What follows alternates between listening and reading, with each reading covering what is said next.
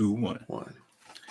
All right. What's up? What's up? What's up? On today's episode of the #Blackout podcast, I'm going to ask Jay if he washes his chicken in the sink, if he pats it dry with a paper towel, or if he just throws it right in the pot to cook. All that and more, including Kanye West and his crazy shenanigans, and maybe a little bit of Nick Cannon and extra babies. All that and more on today's episode of the #Blackout podcast. Mm-hmm. Pew, pew, pew, pew. Skeet, skeet, skeet, skeet. All right. What's up? Welcome back, and welcome back again for the first time in a long time to the #Blackout podcast, episode 233. I am Jared. What's going on, people? I'm Jay. What's up? And we're backing at it again. Finally, Jay, two things. How's everything been going this past couple weeks? Second thing, how do you clean your meat? Past couple weeks have been cool. I mean, it's all right. Same old. Few things, few little things. But how do I clean my meat? I just sometimes I'll rinse it off. Sometimes I won't. So I mean, just dirty meat. I wouldn't say it's dirty. Store dirty meat. So let me ask you this question: Do you rinse off a steak when you get it? Nope. Okay, same thing. All coming from an animal. There you go. Do you rinse off your brisket before you season it? No, I have seen people wipe it down like with a paper towel. Yeah, just pat it just to get the slime and whatever kind of moisture off of it. But you know, a lot of things that come with like that whole cleaning your chicken in the sink and stuff. I've seen read articles about people cleaning chicken in the sink and the water splashes off of it, splashes on the other stuff. Guess what? You're contaminating that other stuff. So that's facts. You're gonna cook your chicken anyway. So whatever you're trying to wash off, whatever it is, yeah, whatever. Sometimes I'll rinse it off just to rinse it off, but majority of the time, if I'm cooking, it'll get rinsed off because it's frozen, and when it thaws out, guess what? Yeah, the only time personally I went rinse it off is if there's like a little slime that like just looks too nasty. Yeah. Or if it I don't know if it has like some ice crystals, but normally I'm just gonna let it thaw first. I rarely do I rinse it off. But yeah, it's just because that same thing you said, wash it off. Extra splashes could potentially cross-contaminate other surfaces in the sink and stuff like that. There's a lot of people who I've seen literally take the chicken out the package and put it in the bottom of the sink with dishes next to it too, by the way. Oh man, that's my parent. That's my mom. Oh, I like every time I go back home, I'll see my mom defrosting meat in the sink with the clean dishes, and I'm just like, I'm just thinking to myself, like, okay, she did a whole life like this. Apparently, it's not bad, so she's fine. But then I just think about it, man. I'm just like, man, come on. So that make you want to go behind her when she actually take the meat out of there and put those dishes in the dishwasher. Dude, I actually when I do that, I actually just go back in and I rewash all those dishes that you got sitting there. That's funny. All right, I'm gonna give your mama a pass, Aunt Nanny. I love you. And you have always made great food every time I've eaten at your house. So I can't question you. But anytime I go there now, I'll be like, hey, she got paper plates. So you could eat off the paper plates. She always has paper plates. So don't worry about eating off the no, we're fine. We're good. Yeah, but man, that's just a random thing that popped up because I saw it. But yeah, so we want to know what the people out there really have to say about that. That's a question. We have another question coming up here in a second, but yeah, man. So past couple weeks sounds like they've been, okay for you. For me, wow, we've had, oh man, this year, like I swear we've traveled so many times this year, and a couple of them were, planned family vacations that were earlier in the summer. Right. And then this one was also planned that we took the trip, but this is a trip that's been moved back 4 times now, I think, because of COVID and the pandemic. So we're supposed to be going back to Jamaica. My wife and I were supposed to be going back to Jamaica when we got married, bringing our kids because we told them about it ever since we got married. They'd always wanted to go, and we always wanted to show them. And honestly, we always wanted to go back, but it financially just wasn't always the best, time frame to do it whenever we wanted to go. So we finally, were able to save up some and plan for this trip. That was supposed to happen. I think initially we wanted in like 2020, but they were like, no, let's put it in 2021. So we did the beginning of 2021 on our anniversary, but that was still like COVID pandemic. So we're like, you know what, let's push it back to January, of 22. So the day we were going to go, as I think I've documented before, somebody had COVID in the family, and then we pushed it back about 2 or 3 weeks. Somebody else had COVID, and the first person re-got it again. And then so we're like, all right, let's push it back to October. Let's see what happens. So October 22nd, we flew out that night from Utah, and it started snowing that night actually here, which was odd. My birthday's on the 23rd. So we flew out of Utah, flew into New York, and got there at like 5 a.m., then flew down to Jamaica, and got there on the 23rd. Long day of travel, but finally got to go back to the beach, back to the resort where we got married. We had so many great, memories. Honestly, man, I'm gonna tell you what, man. As soon as we got there, like we got there that day, and I was fine. I think I was just super tired, and it was a really weird, uncharacteristic birthday, because we were traveling, more than half of the day. It seemed like. So for me, I didn't really get to celebrate my birthday, if you will, and we didn't really celebrate it on the day, even though my family gave me gifts like the day, we were about to travel out that morning. But the 24th, I woke up and I was the first one up. My body clock is always just awake super early because of work, and we're going over one time zone because that's Central Time at that time. So my body, I was just up, and everybody else was asleep. We had a long day of travel. I'll tell you what, my wife and son fell asleep at like 6 p.m. on my birthday, and then on the 23rd, and my daughter and I stayed up probably about like an hour, maybe 2 hours later, and then we both sort of we were just tired, so we just passed out. But I was the first one awake, started walking around, and man, so we got married at this place. We had 30 people from our family that were, we were fortunate to be able to come down, that could make it with work schedule and stuff like that when we got married, 16, almost 17 years ago. And my mom and dad and brother and sister and a couple of cousins. And on the other side, my wife's, mom and, grandparents and uncles and stuff. It's so crazy because I was walking through like one of the main, I guess sort of like courtyards or whatever at the resort. And a lot of it has stayed the same and a lot of it's changed, obviously. But there's 2 places that I remember are burned in my mind. One place is sort of like a sitting area, a waiting area, a reception area, where I remember my dad, and I had a picture of him laying on this couch or sitting on this couch with his head back, and he's just knocked out of sleep. That picture is always etched in my mind. And then another one, which was sort of like this long courtyard. Maybe there's a couple of this long courtyard where I remember there used to be the way they used to have it set up. They would have like a pina colada and a strawberry daiquiri machine that were virgin, but they'd have cups set up next to it, along with coffee machine, cup set up next to it. And you could just walk up there and just get a cup, fill it up, and keep going as much as you wanted. Wherever in the resort, they had 2 or 3 locations like that.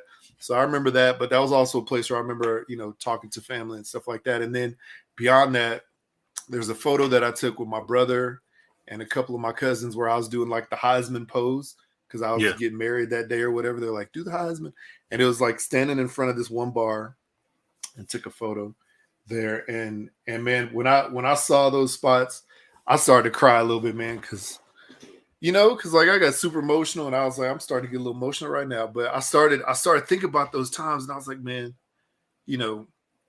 16, almost 17 years ago, we were there, or more than 16 years ago, almost 17 years ago, we were there with all these people, and sadly, several of them aren't there, aren't still here with us, Right. My dad, my wife's grandparents, who both passed away in the past, 2 years, 2.5 years, they both passed away. And then her aunt and uncle, who basically were her, who helped raise her, so it was, man, it was, whew, it was tough. Some family members, also some family members, that were there then are currently separated by divorce out of the family now. So on both sides of the family. Right. So, that was sad too, because, it's just a lot of relationship stuff, and life has changed a lot. But I was by myself when I started doing that, man. And I was like, I just had to sit down, have a moment, and walk around. Went over to the beach where we got married, the location we got married, and they had like the same tiki hut that we had our reception under was still there. So I went and sat down in the beach chairs over there. It's huge too, and I saw a few like towels there with clips on them. So I didn't know if that was somebody's.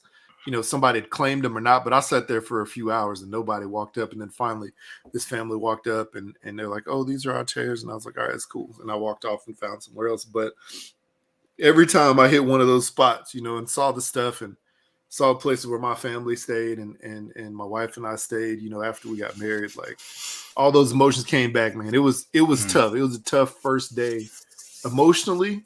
But it was happy tough, you know what I'm trying to say? So yeah. Happy sad. So I mean, that's good memories, man. Mm-hmm. Great memories. Yeah, and then the other memories that came back immediately were people walking up and down the beach trying to peddle weed. Nice, very nice. Man, it's so funny, man. You go down there, and I even experienced this. I think when we went to Mexico several years ago on the beach. Dudes walking up and down the beach with a backpack on, right? Yeah. And they look up, and they can't come to you unless you invite them to come to you, So they're just walking right on the water's edge, like, hey man, hey man, you okay, man? You good, man? You want a cigar, man? I sell cigars and other stuff, man. You okay? Other stuff. And there's like hotel security. They pay the security. There's beach police that are part of the city or the country. They pay them off too. But these people walk up and down between all the resorts. You see the same people every single day. And there's people selling, weed, people selling cigars, people selling, handmade crafts and necklaces, and people offering. Thought you say handmade crack. You can get some handmade crack.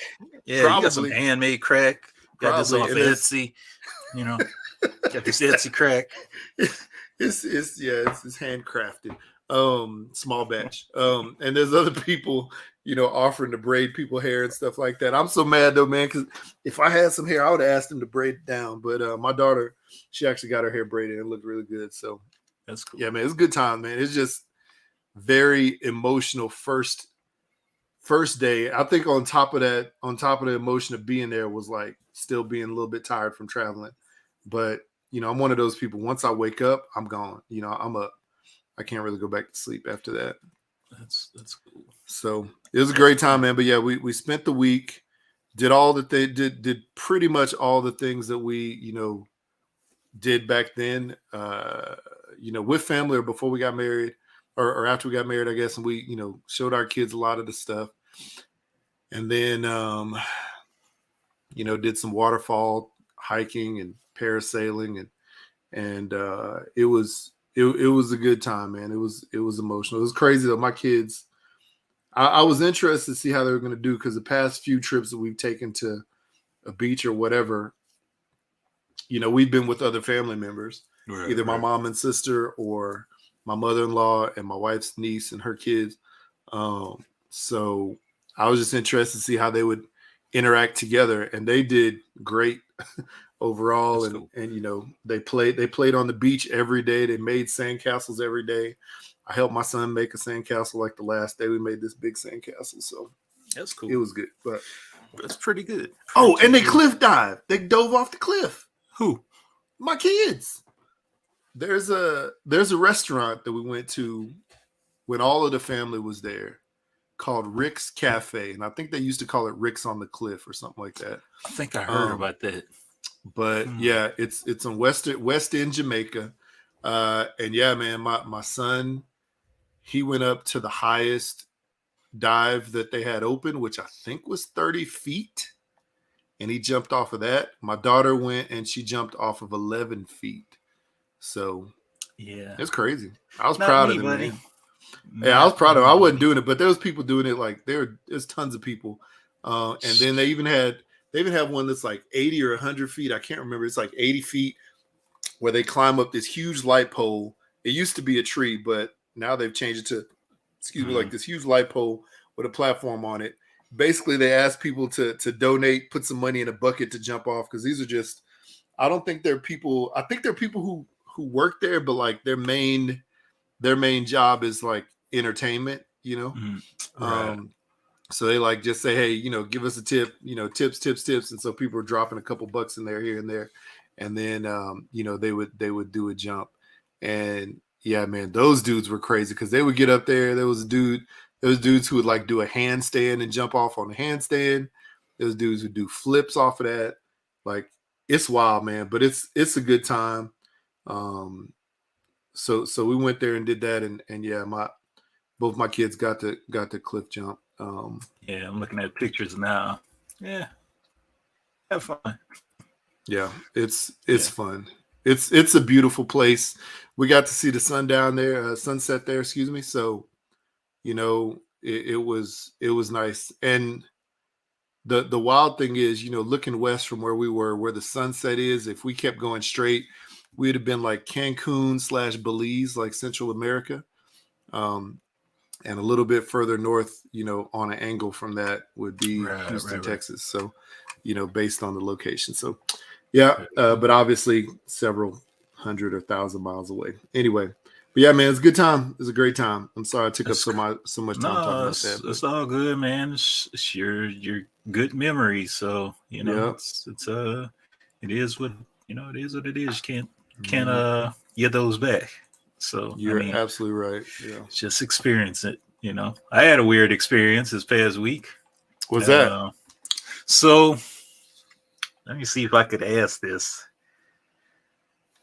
Probably a TMI question, and you don't have to answer if you don't want to. Mm-hmm. But do you and your wife still use condoms? No. Or you just raw dogging? Yeah. Or I told you, like I said, you don't have to answer if you don't want to. It's okay. So, so this is gonna go. It's gonna be quite a bit of a story. So let's hear. Let's get into story time. And it's gonna be funny how it starts. So my son, he got inducted into the Beta Club, which is hold on a second.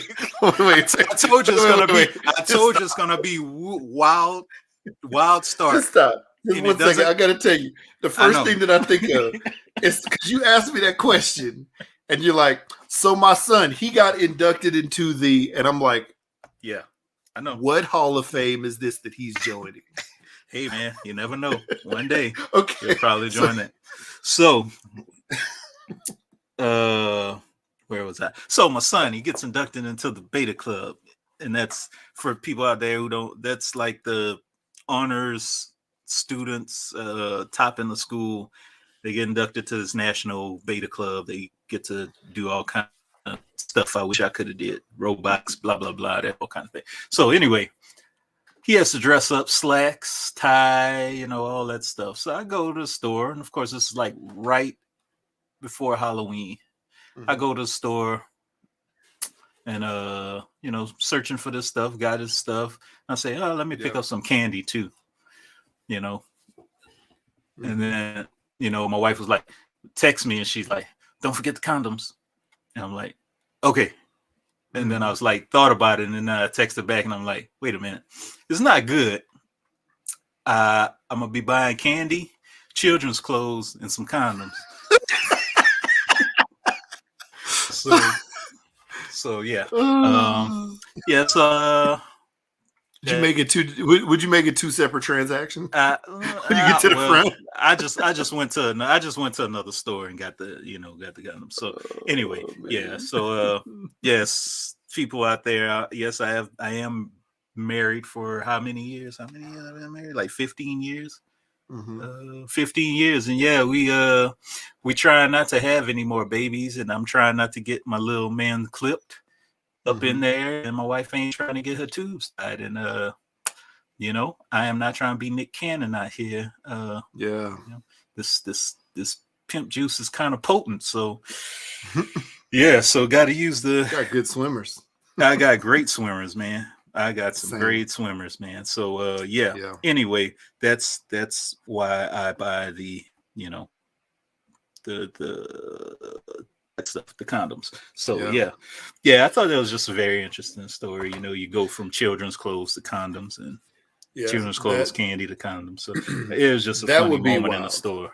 You know, that would be wild as a store associate seeing that, or even as just like a, you know, just like another shopper in line. Just like, you know, like, because you always like, you know, just randomly look at people's carts, especially if you're trying to find a short line, right? You like see, oh, they got a bunch of stuff, you know, and up here, you know, you'll see a lot of people, you know, with like 13 cases of Coke Zero, and you know, like one loaf of bread and some eggs, and we're like, what? And like 13 gallons of milk, and we're like, what are we doing here? And those are people who have extremely large families. But you know, and they're just buying bulk. But you know, so you won't step in over. Yeah, if I saw that in your basket, you know, yeah, you'd have questions. It's like, you got a little boy I might tie, a shirt and tie. I might even like take like some peanut butter cups. Yeah, exactly right. I might even take like a you know a video where you can't see it, and then like later on post it on TikTok and ask the question. But I don't know, man. But no, I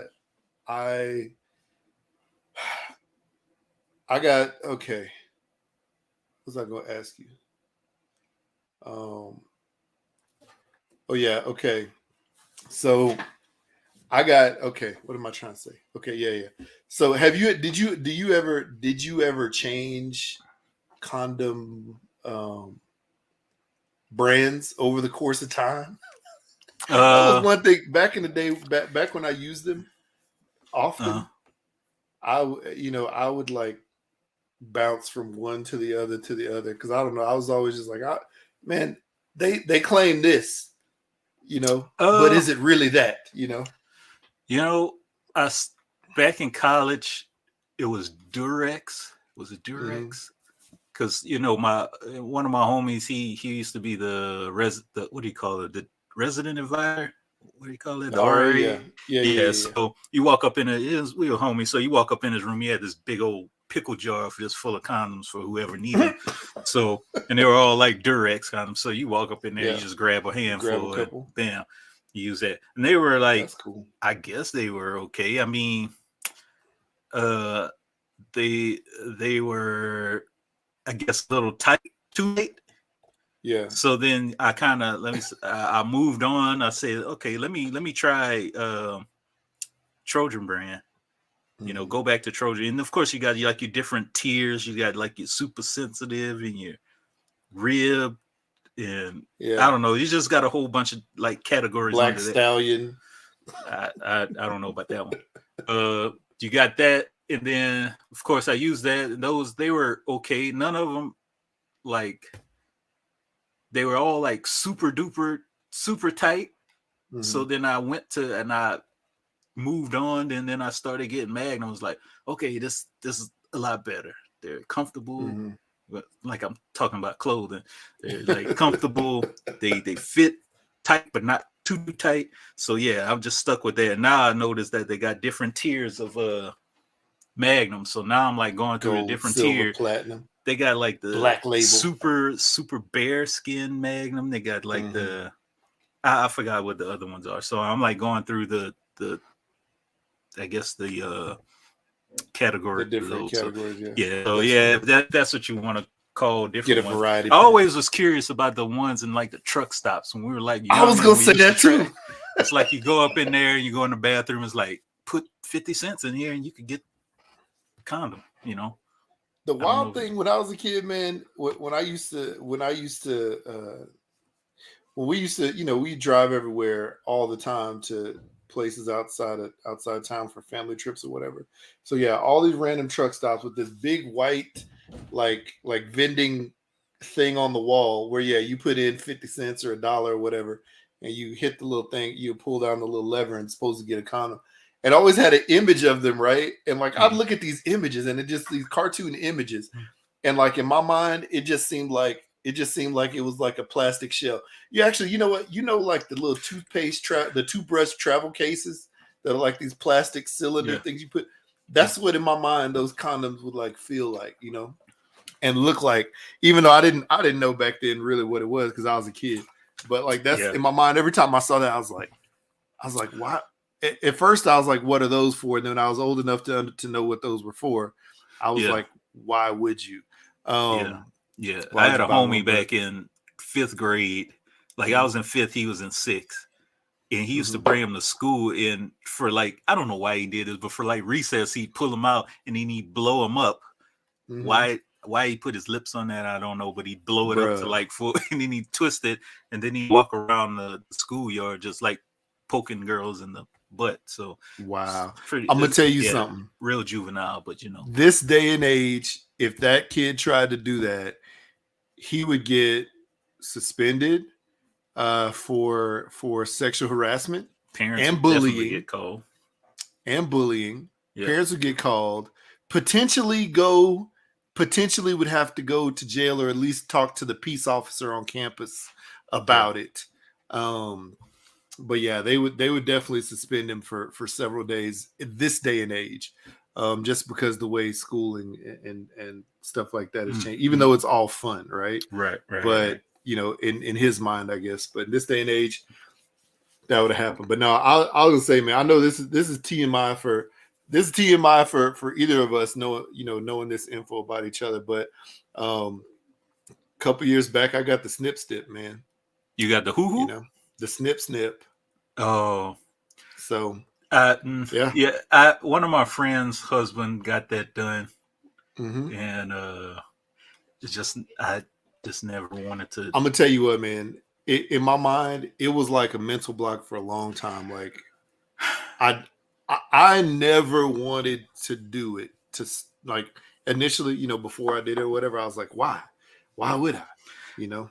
I mean, but is it? No, it's too much information. I don't. It's like I want to know, but I don't want to know. When I'll tell you this, you know, the procedure is very awkward because you're awake when it happens. I'm like clenching my legs. I'm clenching my legs together right now. I'm clenching my legs too, and it's already happened. You know, I'm up here puckering everything. But the procedure is very awkward when it happens because you're sitting there and the doctor's sitting there and he's like, you know, this is like him, like, you know, scrambling some eggs or something like that. You know, this is like him, you know, making a peanut butter and jelly sandwich. Like he do this thing every day and it's easy. Oh, like that. Okay. That I thought you were like, he's like that was a bad analogy, right? Okay. But no, this is like him. You know, this is like him doing something that like he does every single day. It's like walking down the street for him, right? All right. You know, or her, whoever your doctor is. But yeah, and you know, they're just like talking to you, like talking, oh, how's your family? Blah, blah, blah, you know, like all this stuff. And like you can, and like, okay, and you know, while they're in the middle of talking about how your family is or like what's your occupation, he's like, okay, now I'm going to make an incision. And then or you know, like you know, obviously it's like he's gonna, what is it? They numb it and then they make an incision and they do all that stuff that they do. They with a needle? Well, or some cream. If I remember correctly, they had like some stuff that they brushed on it. Okay. So there was no needle, thankfully. But they brushed on it Like, I swear. And they're like, yeah. And the dude talked. And this has to be the most awkward conversation for these doctors all the time, because they know you're sitting there with your junk wide open. And they're, it's and you are probably super, what's the word? Super nervous, and it's awkward to you because this isn't something that you do every day. But he's going through and making small talk, and like by the end of it all, you're like, man, hit me up later on, we'll go hang out. Like the way that they talk to you is like they become your friend over the course of the time, knowing good and well you ain't never gonna talk to them again unless it's an actual friend, right? But no, man. And even if it was one of my friends and I was a doctor to do that, I wouldn't be able to do it to my friend. I'd be like, no. I'm gonna have to pass you on to Leon. But no, it's a very awkward situation. When the procedure is complete, there's like one stitch. Like they get up in there with these tiny tools. They do the things. There's like one stitch, and they're like, all right, take like, don't do anything for like the next, couple of days. Like, just go and take it easy. So then you get the bag of frozen peas and you sit it on your lap and you just sit there and do nothing. People get, like you have your family take care of you, get stuff for you. And then they're like, you can't have sexual relations for like a month or something. So that was a difficult situation. But when it's done, I'll tell you what, man, the first time diving back in and you're all healed up, initially you sort of have, you're sort of like, what's the word? You're sort of shy, trigger shy, if you will. And then after that happens, as long as nothing goes wrong, because they're like, hey, if something goes wrong after the first shot, come back and let us know immediately, right? Wait, what do you mean the first shot? Like when you dive back in to try to have intercourse again, if something goes wrong during that time, then you have to call them immediately. Like, what could go wrong? Like, well, the seal can break. Let's just say that your stitches could break. Your stitches could break. The procedure that they did inside of there to close up those tubes or whatever could potentially break. And if it causes, they basically say if the stitch breaks or if it causes any pain that you wouldn't have had prior to the surgery, then call them back. Or if you notice anything down there that is weird, then call them back. Otherwise, if all seems good, keep shooting your shots. So many questions. Keep shooting up the club. So, thankfully, I got to keep shooting up the club. Wait. So, all right. So they close off a tube, right? Is that correct? Yeah, they basically close off whatever tubes that provide the what is it? There's something in there where they like shut down the tubes that provide the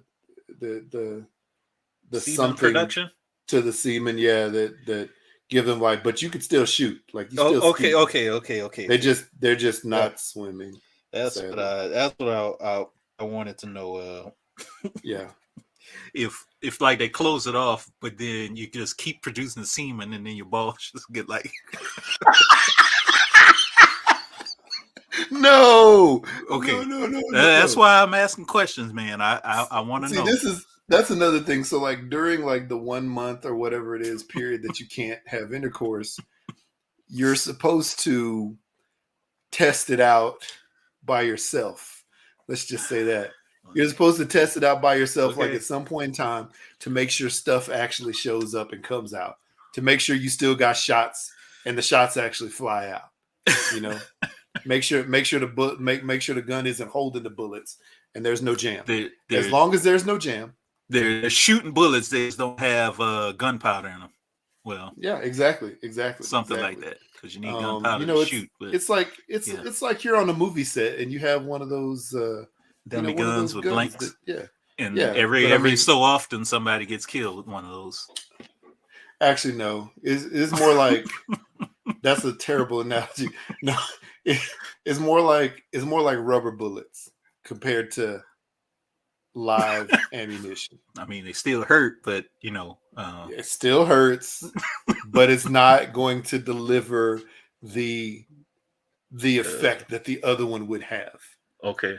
You still feel that gun shooting. You can still feel that gun shooting. You got that kickback, and you're like, got that recoil. That recoil is it's like bam, ooh, yeah, ooh. But and the person that is hitting is like, oh, but there's still a small chance that initially, I think somebody could get pregnant from it. Yeah, I think they said like initially, like the first, I think at that time it was like the first year or something like that, or 6 months. I can't remember. There was still a possibility, but after that time frame, it wouldn't go. So basically, they said like the first couple times you go back in, wear a condom just in case. And but and yeah, man. But I'll tell you, that was one less expense that I had to account for every month. Yeah, with condoms. So it's weird. Yeah, the whole process is weird. But that's also when you get to the point where you think in your mind, you're like, all right, either some people do it for medical reasons. Obviously, some people do it just because they believe that they are done having kids. So yeah. It's one of those things. But it's reversible. Can it be reversible? Like, it is reversible. It is. Gotcha. It's not like it's a little bit longer procedure if you want it reversed. And they would actually put you under so you wouldn't be there feeling everything. But it is possible to be reversed.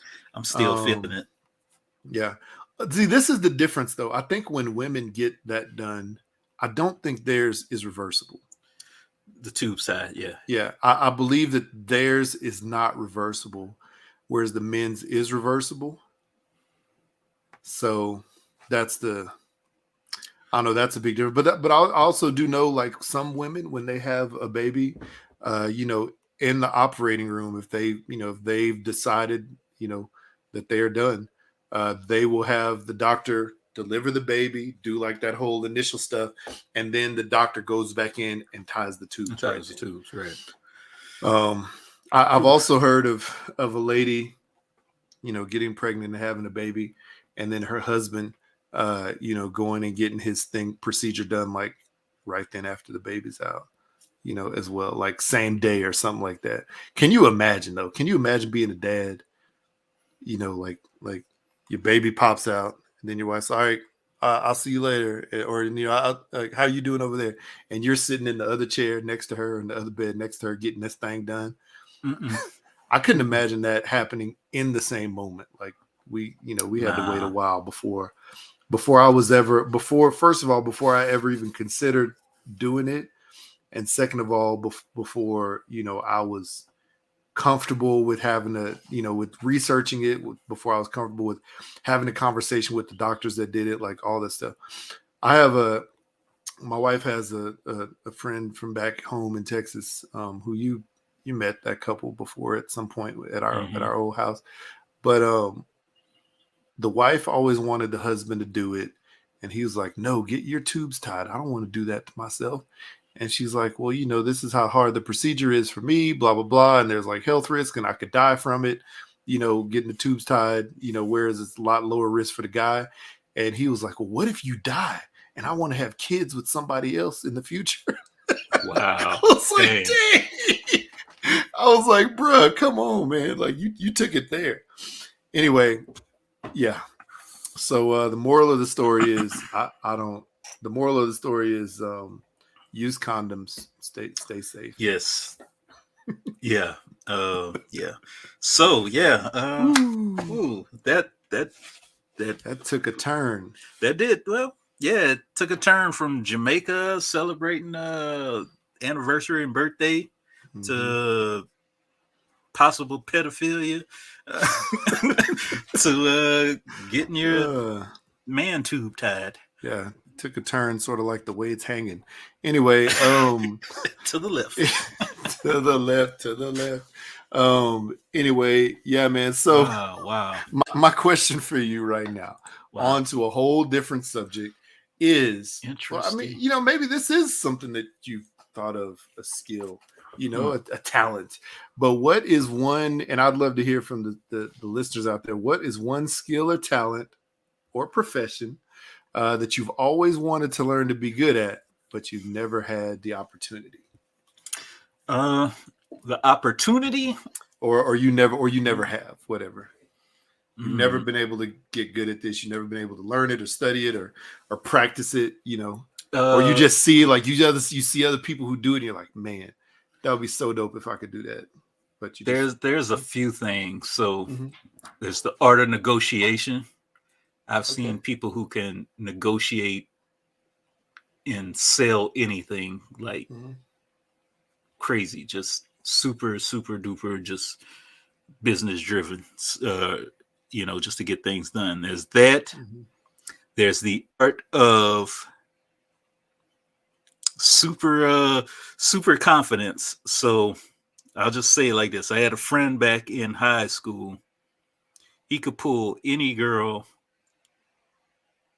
that he sees. And I mean anyone. Is this the one called Mark? This is the one called Mark. This is the legend of Mark. The legend of Mark. The legend of Mark. I have seen him get numbers and pull women in less than like 5 minutes. And it's always been an art form to me.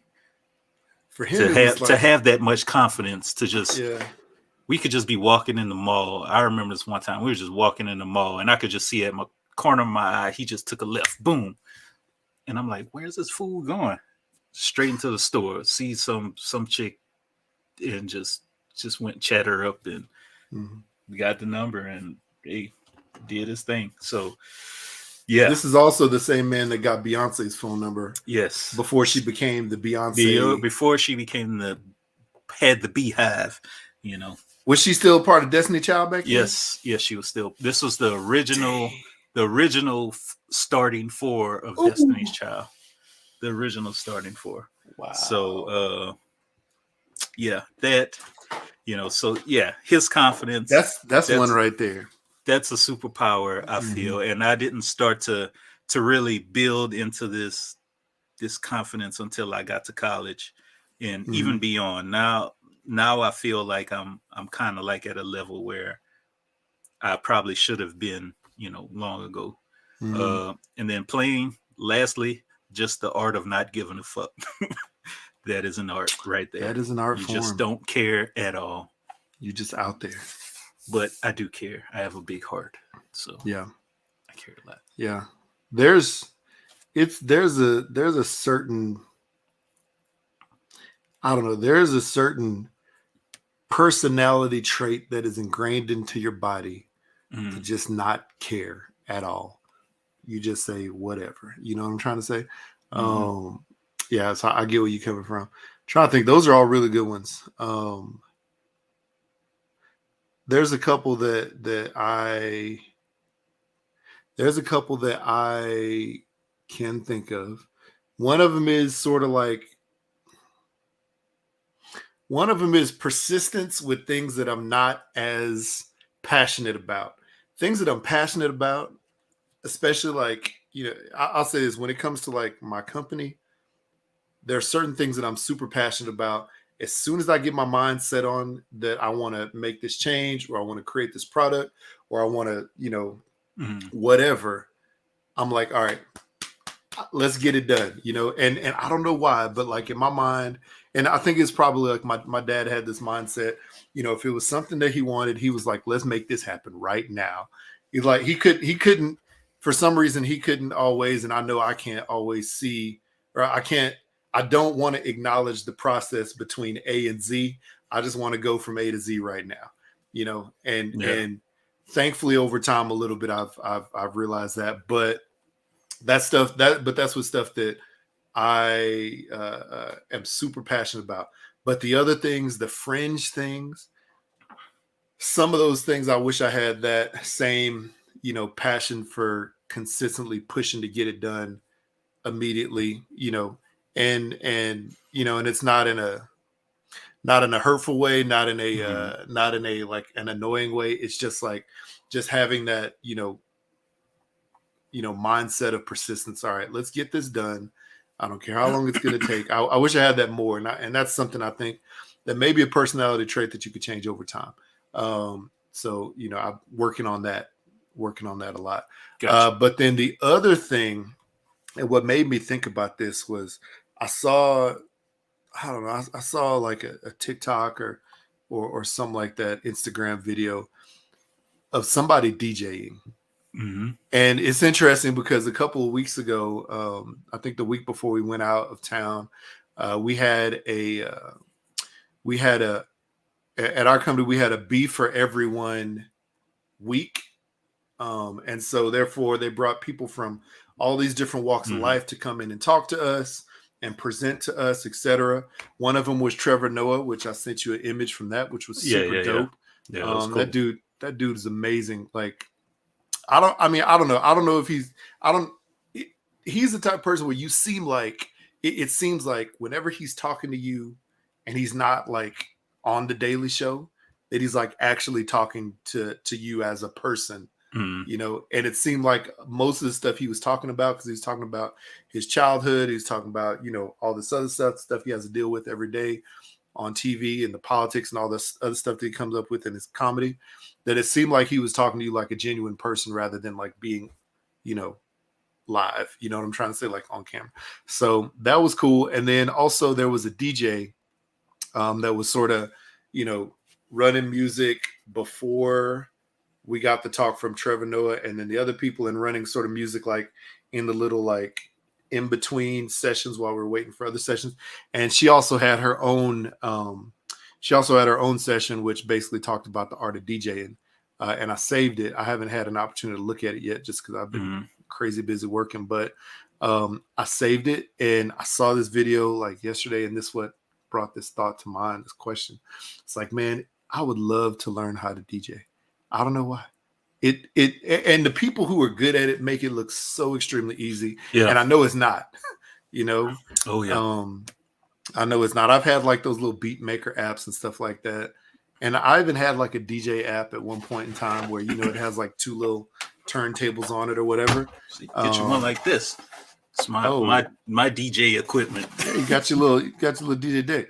Yeah. Do you use it? Have you used it? Do you learn how to DJ a little bit? Yeah. Well, there's the art of DJing, which is, I think, more than just playing songs and mixing and scratching. It's more of controlling the crowd and seeing what they're vibing to, and you could able to switch on and know the music to be able to switch. Like I could blend, I could do, you know, different things like that on my DJ on my decks.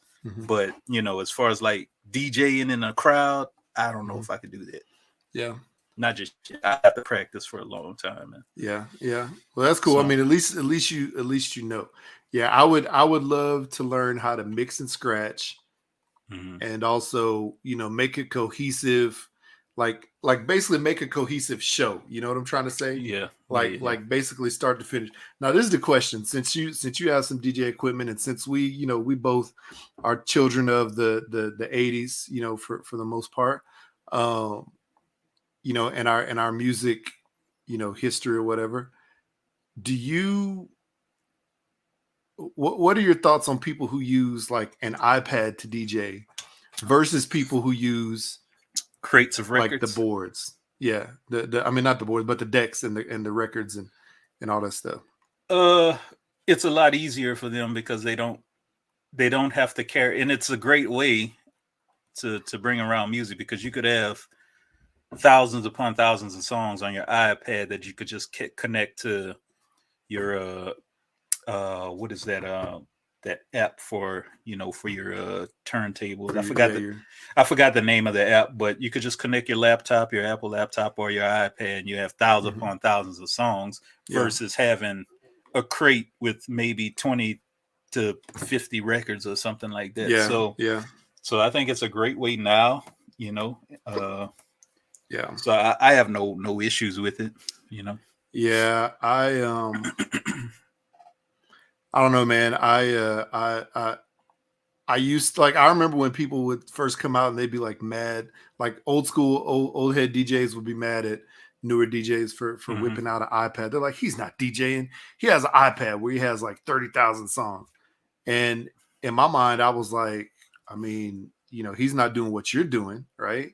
But he, like, the art of mixing music, the art of, like you said, working the crowd, the art of creating an entertainment experience, that's what that person was doing. So I'm like, it's different, but it's the same in a lot of aspects.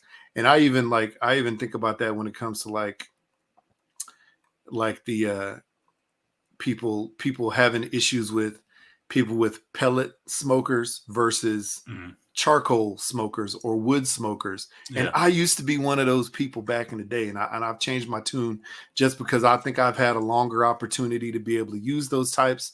I've had more opportunity now to use so many different types of cooking methods that my mindset has changed, and I'm like, you know what, whatever you use, as long as the product is good for you in the end, or your family, that's what it's all about. And if you can find some, obtuse way to use smoke and fire to create, your finished product, that's good for you. Because not everybody can afford, a $10,000 trailer offset, which I want, but you just can't. So, one day. Yeah. Anyway, one day, man. So that's good. Good answers from you.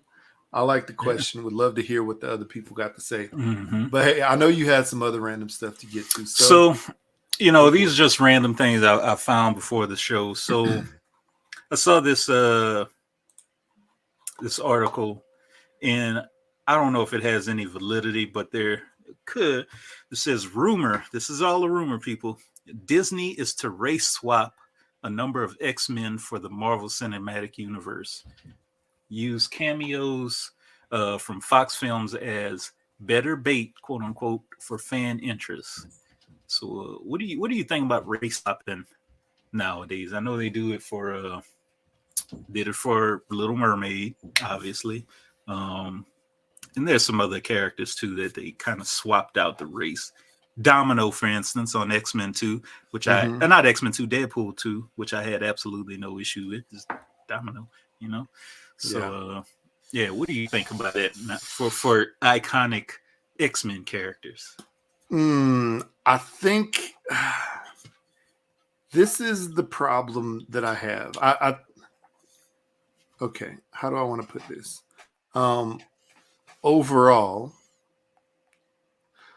Overall, I do not have an issue with them swapping races depending on the character, right?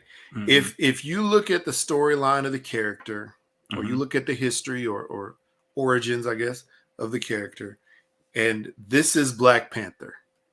He is from Wakanda in Africa. He is by all accounts a dark-skinned, African man or woman, whoever it is, who this character is based off of, and the history and everything. That's one thing, because that is specific. If it is like Shang-Chi, right? If it is Mulan, right? Those are characters specific to that region of the world, Asian, that region of the world. They were born that way. That's what their culture is. They live in those towns. And even though in this day and age, you can't say that Black people don't live in Asia, right? You can't say that white people don't live in Africa, right? But South African white people. Yes. But the way the character, exactly, right? The way that the characters were originally written, this is what they are. Now, with that being said, if you look at somebody like Jubilee on the X-Men, they didn't really say if she was white or black. That's just the first character that they saw.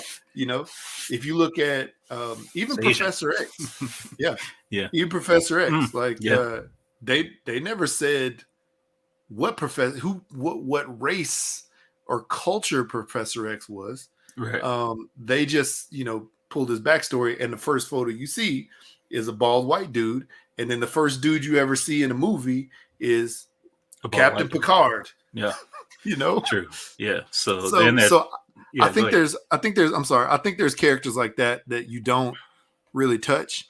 Even Bishop, right? I don't think they ever really said Bishop was black. It's just like the first time you saw him, he was a big old huge black dude. But maybe they did. Maybe I'm wrong. But I'm just saying that there's a handful of characters where you can look at them and you can say, okay, that's fine. You can change them and it wouldn't be such a wild issue. Some would be a little weird, like Black Widow, but Black Widow's Russian. And most of the time you don't see any Russians, right? Black Russians or Asian Russians, even though, no.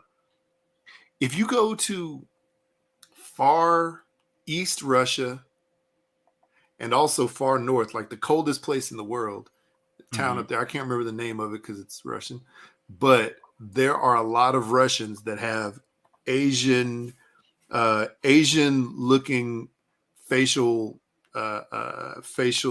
characteristics, the eyes, the nose, the mouth, the face shape, the skin, the general skin tone, which is like a fair skin. There's a lot of those people on the far, far east side of Asia that look like that. So potentially you could see an Asian Black Widow, but more times than not, some of those characters are entrenched in what they originally started. So that's my thoughts. What do you think? I think you're on point. Yeah, I think you're on point. I think something I just recently seen along with this article was that so Keke Palmer, for instance, she dressed up as Rogue for Halloween, and some fans, she even tweeted Marvel. She's like, hey, I'm here, ready for the role. And she looks great as Rogue. That's cool.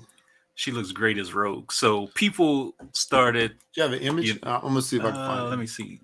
Keke Palmer as Rogue.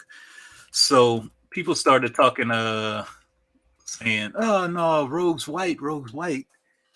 And pull it. And as you mentioned, first thing we see growing up in the cartoon, X-Men cartoons, even in the comics, was that she's portrayed as white. But then I started reading into it, and I read a little blurb about it, how originally the creator of Rogue said she was supposed to be dark skinned, like I guess a black woman.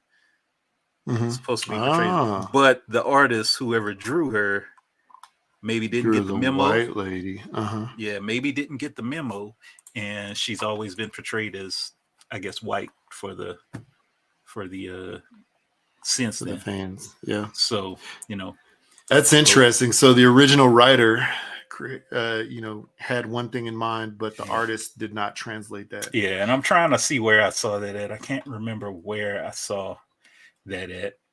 So if anybody listening knows exactly what I'm alluding to, please comment or leave us a message, voicemail, all that other stuff. So yeah, and along with that Professor X talk, they actually talking about Giancarlo Esposito playing the new Professor X. I have no problem. He's a great actor.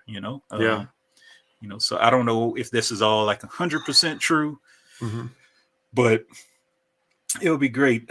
In this Marvel, this comic book universe, man, it's tough to get people to stand behind like race swapping. I'd say maybe on some smaller characters. It'd be kind of weird seeing Cyclops played by, I don't know, a brother. Yeah, it would be kind of weird. Or maybe Wolverine played by somebody else, Jordan Peele or somebody. That would be funny. That would be random. Yeah, that would be the oddest. That'd be super random. I'm just throwing stuff out there. Yeah. But, it's just one of those things. I even read recently how, what's his name? Yahya Abdul-Mateen II. He's going to be playing Wonder Man in a Wonder Man series. He is, where can I say where he starred in? Yahya Abdul Mateen, this guy. I know. Oh, that guy. He was he was in the latest Candyman movie. He's I know that guy. So that guy. So so it's a bunch of talk. People like it and then they don't like it. You know, you can't please everybody is the bottom line. So that's the thing. Oh yeah, here's your Watchman. So, you know, I'm gonna say this, man. First of all, seeing her as Rogue, you know, I don't think that's much of a stretch. The way they have it there, and even some of the other images, like this image here, you know, Rogue is a little darker skinned.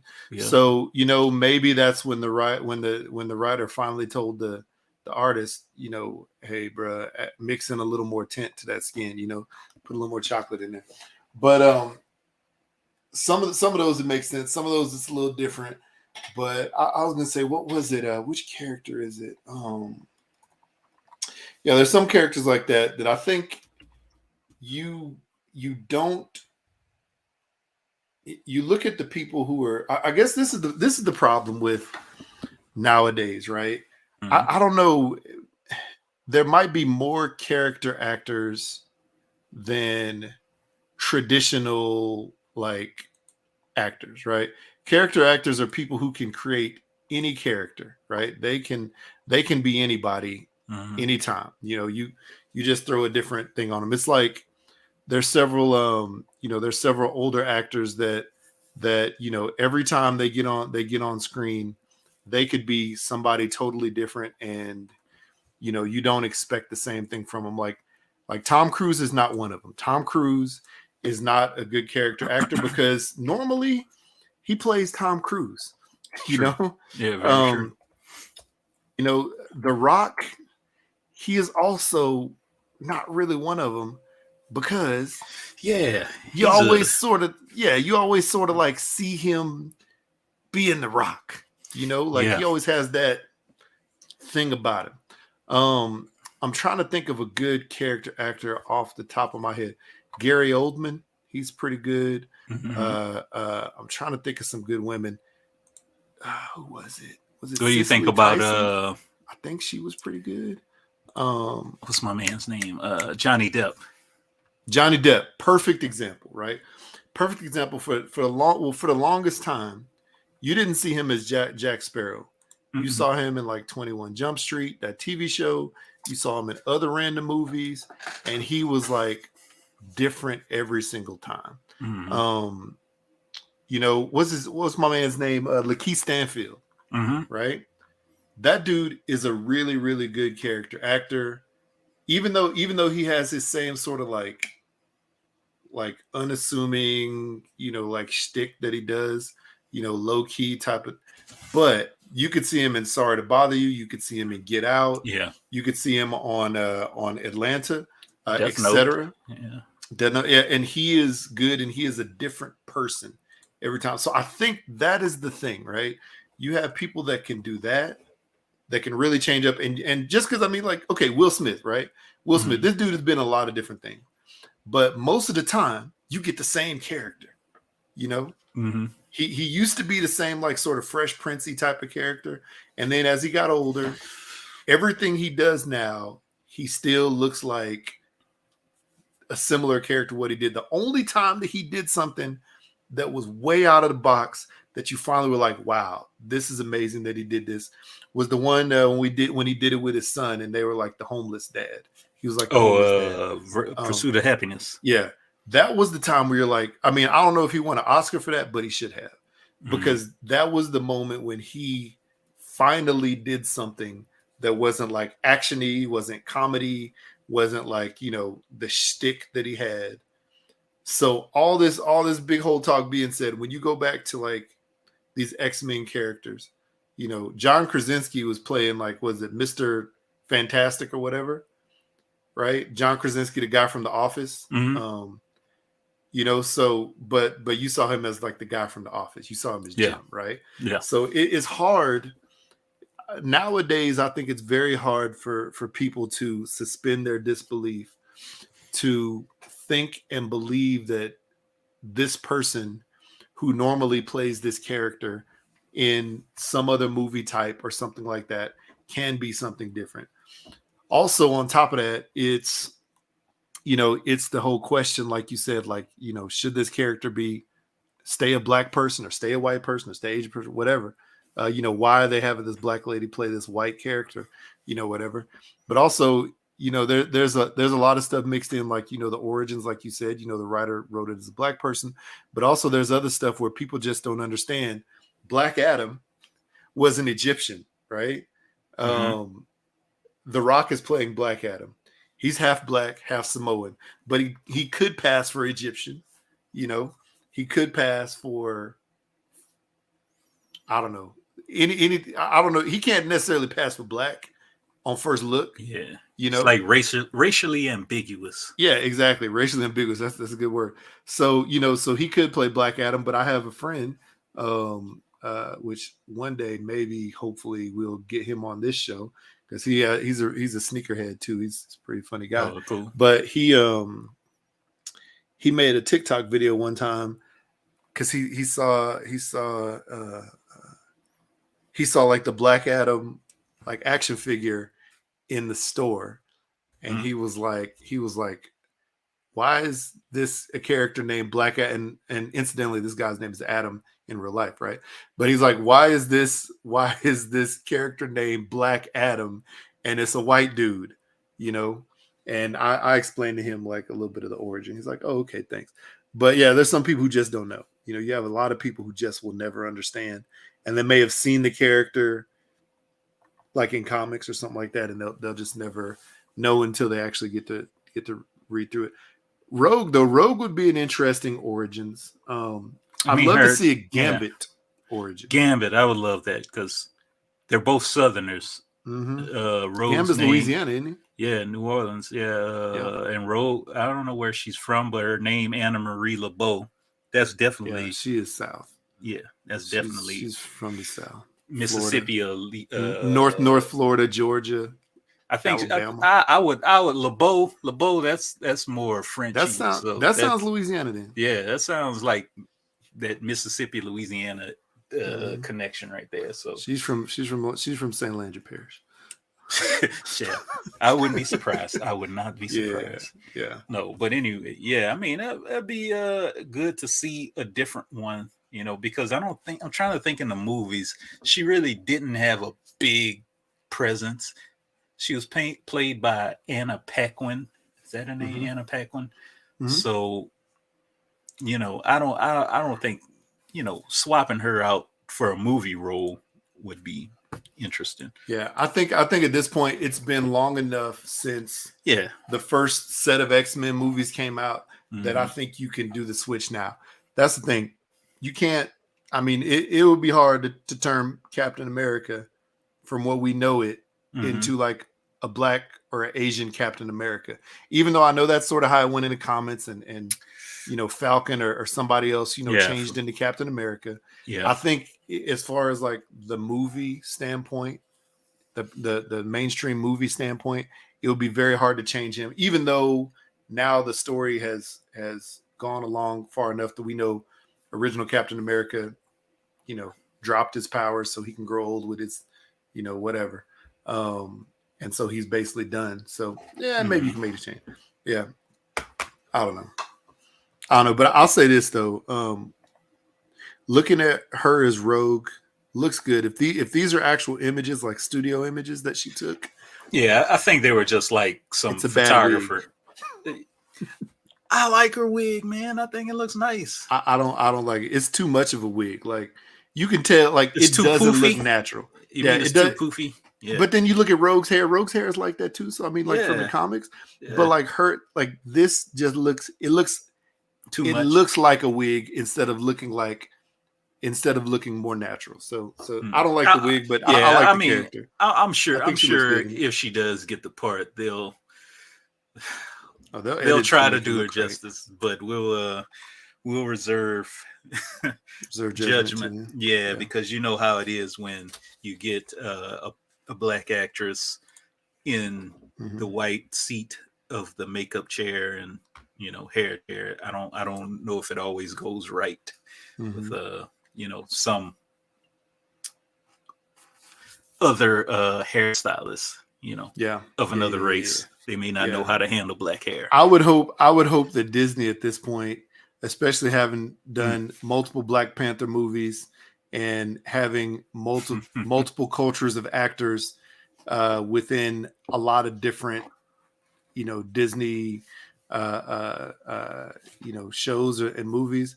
I would hope they have somebody that could do black hair and makeup. Yeah. But I remember back in the day when I used to do a lot of on-camera work, it was interesting because there was a couple of those times where I got people who didn't have any black people makeup. And so they would just give me like the darkest thing that they had and they would put that on me. And then finally there was a couple times where I had, for either photo shoots and then also some TV projects where the people like whipped out their makeup case.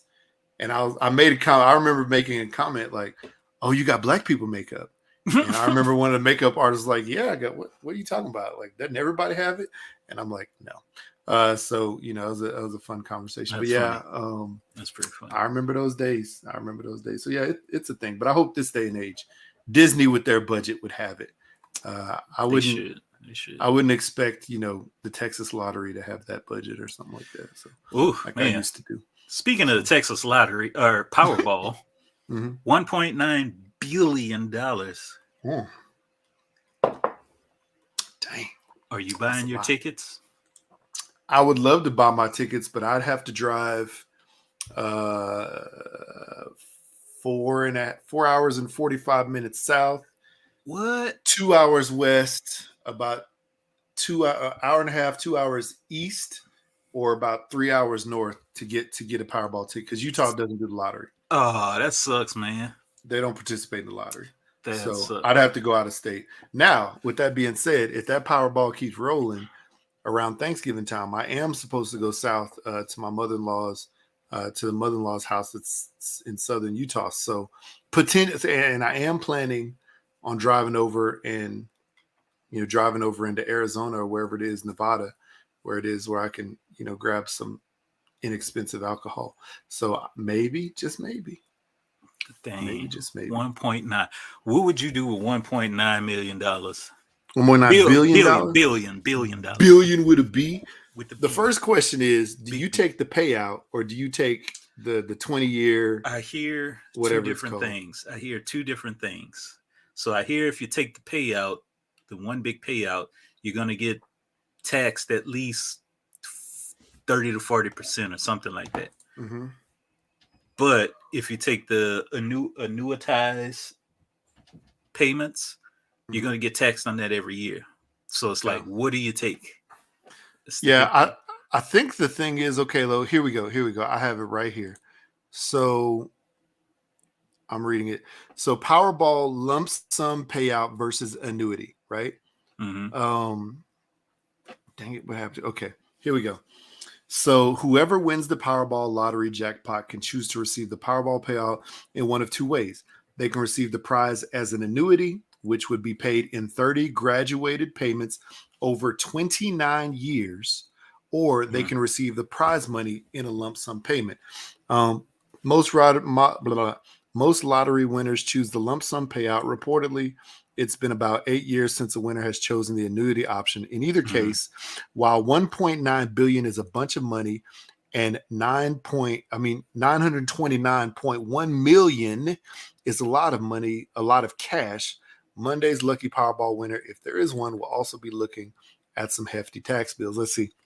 One of those tax bills be from Uncle Sam, and depending on where the Powerball winner lives, another could come from the state. The exact amount of tax the winner will have to pay depend on factors including the payout option that the winner choosing the applicable state tax rate. Here we go. Some states don't tax lottery winnings, while other states that do have tax rates for lottery winnings that generally range from 3% to almost 11%. So the amount of money that the Powerball jackpot winner will walk away with will be a lot less than the world record 1.9 that splashed across lottery headlines. Let's see how much of Powerball winning is taxed. Let's see here. Okay, here we go. So the IRS withholds 24% of the winnings on top, with the Powerball jackpot, if the winner opted for the lump sum of cash value of $929.1 million, they will be subject to federal income tax at the top tax rate, which is 37%. So that's for all the people who are billionaires and, you know, like I don't know, like 7 or 8 digit millionaires, right, that are in the country. The lottery winnings would be reported on the Powerball jackpots winners 22 tax return. Let's see here. Federal income tax bracket applies to single filers who have more than 500. Okay. Let's see here. On the state side of things, most states lottery winnings as income. Oh, they treat it as income for tax purposes, and the tax rates vary by state. But the $1 billion jackpot winner state could still amount a hefty sum on the world record size money. So yeah, so basically one thing that we know is 37. If you take the lump sum, 37%. Yeah. Is that that's like 37. That's a lot of money. That is a lot of money. And then maybe up to 11% also. So, you know, you walk away, you wouldn't walk away with 929 million. You probably walk away with, I don't know what 37% of that is because I don't have my math cap on, but that would be like, you know, 300 million, right? 37% times maybe 350 million. Let's see how much I do. 900 1.9 billion equals. No. It would be off of. Maybe tax them off of the 929.1 million. 929 100 000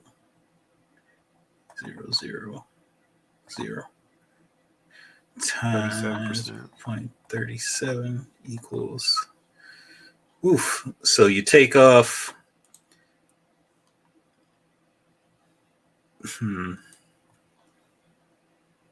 That ain't 34 million. That's not $34 million. That's gotta be more than that, huh? See, 929. 929. Or is that 3 million? That's 300. That's 343 million.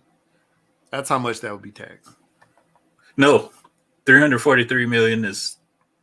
Oh, is that? That is. Yeah. Dang, 36. That's how much you be taxed. 343 million. Wow. So 343, 767 million, and we'll say subtract that from 929.100. Oops, I'm sorry, I don't know why I put a point in there. Yeah, so that's roughly 500. Yeah, roughly. Yeah, so you come away with 585 million. This is before the state taxes, and let's just say, unless you're in Texas. Unless you're Texas. Let's just say your state taxes you 11%, wow, which is 64 million. So 585. Let's see here. Math lessons, people. 585. Wait. Giving y'all some math on the Sunday morning. 585, 333, 00. So let's just say, so you'd come away with 520 million, almost $521 million if your state taxed 11% on top of the other. So I'm good with that. I would take that lump sum, forget the annuity. Over 30 years, 29 years, you said? Because you still, this is the thing. Yeah, over the 29 years. And this is the thing though, bro. Like, I look at it like this. We know what the tax rate is today, but we don't know what the tax rate going to be next year, next president, 5 presidents down the line, whatever it is. You don't know what that's going to be. So when you know what it is today, you take that today, because you know, if you look at inflation, you look at the U.S. as a whole, you know, taxes have raised constantly, consistently over the course of time. So I would take that lump sum, that 520 million. That's $500 million. Yeah, and who's to say with your new reckless lifestyle you're going to live 29 years, bruh? I mean, like, for real. But and you know, there's always, like, you know, these lottery changed my life in a negative way stories for these people. But I would say this, man. I would take that. I would, you know, obviously invest the majority of it. To where I know that I'd be able to make a return on my money, to where maybe a couple years down the line, I'm sitting almost at $1 billion, what I would have won in the first place. You know what I'm trying to say? Mm-hmm. So, you know, you put it into some type of investment portfolio where you know that that money is consistently going to be coming back. Like there's like I used to do this when I worked at credit unions, but people put their money in a money market savings account, whereas you know that money is always going to get, you're always going to get dividends off of it, and that money is not like, it's not like it, you always have access to it, and there's no like question about what's happening with the money. It's always there.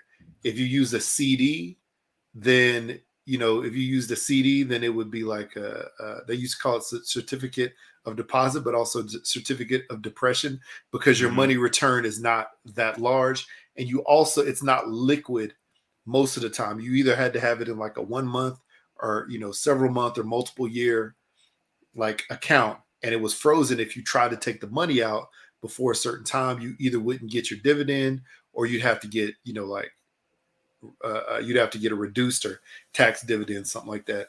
Yeah. But then there's other investments where you could throw it in there, and you know, they invest in businesses and stuff like that. So I would put it in a place where I know I get my money back, you know, and build, or excuse me, I know that I build money off of it, but also make it liquid enough to where I can pull it out. And then a chunk of it, I'd say maybe like, I don't know, 20 mil or whatever it is of the 520 mil to start. I would do some stuff to be able to take care of my family and take care of my kids' education, and also put away a nest egg to say, hey, once you hit this certain age, and, you know, after you've graduated college, or maybe you've been working for X amount of years, you know, you can access these funds and use them to whatever you want to do with them. Right. So that would be for my kids, you know, obviously take care of my wife and I. And then also I would look at my family members, and I'm just the type of person where I would do that. But I would also say, hey, this is it. I'm gonna drop this meal. No more. I'm gonna drop this meal on you, and that's that. You know, for now, I'm nice, but you know, this is what I've allocated. If you want it, you want it. If you don't, you don't. Do not make it this typhoon in the strip club. And then, but then, you know, I will say this too. I'm the type of person, and I don't know if I would. I don't think I would change, but I'm the type of person where I would say, you know what, if I see somebody going through some absolute dire straits where they needed it, or else, you know, it was like a life and death situation as my family, and I've already dropped $1 million on them, like I said I would take care of them. You know, I'm that type of person, but I would have enough, what do you call it? Enough, I guess, enough discernment, if you will, to see if that was a true or false thing that they were going through. You know, if it was real and fake, you know, if they're trying to get more money. But yeah, I would definitely do that, because, you know, I didn't get here by myself. Wherever I am, Very true. My family brought me along the way a lot more than I brought myself in a lot of cases. So yeah, I would take care of them, but I would do that. And then, you know, obviously there's several different, you know, charities I would donate to and support, you know, on top of what I do now. And I mean, I don't know. I love the house that we live in right now, but, you know, I wouldn't be opposed to going and finding a plot of land, you know, in a beautiful area, you know, putting a house out there, and then, you know, having another place to live, you know, an opportunity to have another place to live just in case. So. That's tough. That would be a tough thing, because Texas, you have to, if you win, there's no, what is it called? Anonymous. So they tell you who it was. Yeah, you gotta be there, and they're like, hey, Jared just won $1.9 billion. Then you got to change your phone number, and you gotta look out for all these brand new family members and the ones you hadn't seen since you were like 5 years old. Yeah, so it's like, what do we do now? So whenever, I'm sure you get Facebook requests from like random family members that you may have never truly heard of. Do you ever accept them, or you just like let them go? They just sitting there in the pending. Yeah, and the pending. You know, because I see funny. Like there's like a bunch of like mutual friends. I'm like, oh, mutual friend. Okay, I don't know you, but still, even classmates, man.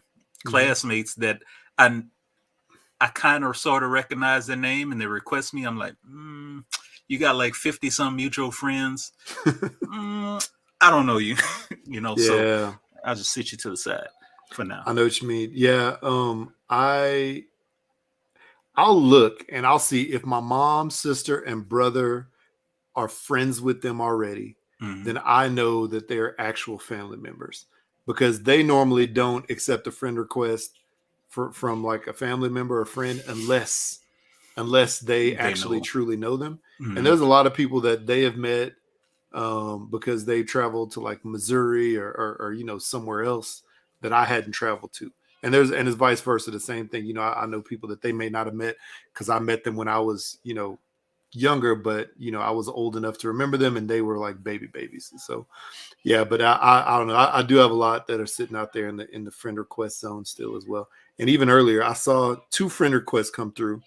One from a guy that I met at some of these competitions that I've done for a Facebook friend. I'm like, I don't know if I want you to be my friend like that, And then there was another one that's just like a random person that is definitely an internet female scammer. So I deleted that one. But the other one, I just left them out in the friend zone, because like until I like see you again at an event or something like that, and I remember the what actual connection we have, I ain't gonna friend you. But yeah, what would you do with that 9.29 million after the 1.9 billion? What is that? How much is that? So 1.9. So how much are they taking away from you off of the one, if you do the lump sum? That's 24%. So that's like the 1.9. So that's like the 22.9. So that's like the $70 million that they're taking off the top. That's what the government takes off the top. That's why you get the lump sum of 929. And then the real question is, what do they do with that? But that's another story. Who knows? That's my real question too. Yeah, where does that go? Because it don't go back into the lottery, does it? Absolutely, not. No. What would it'd probably go in the politicians' pockets.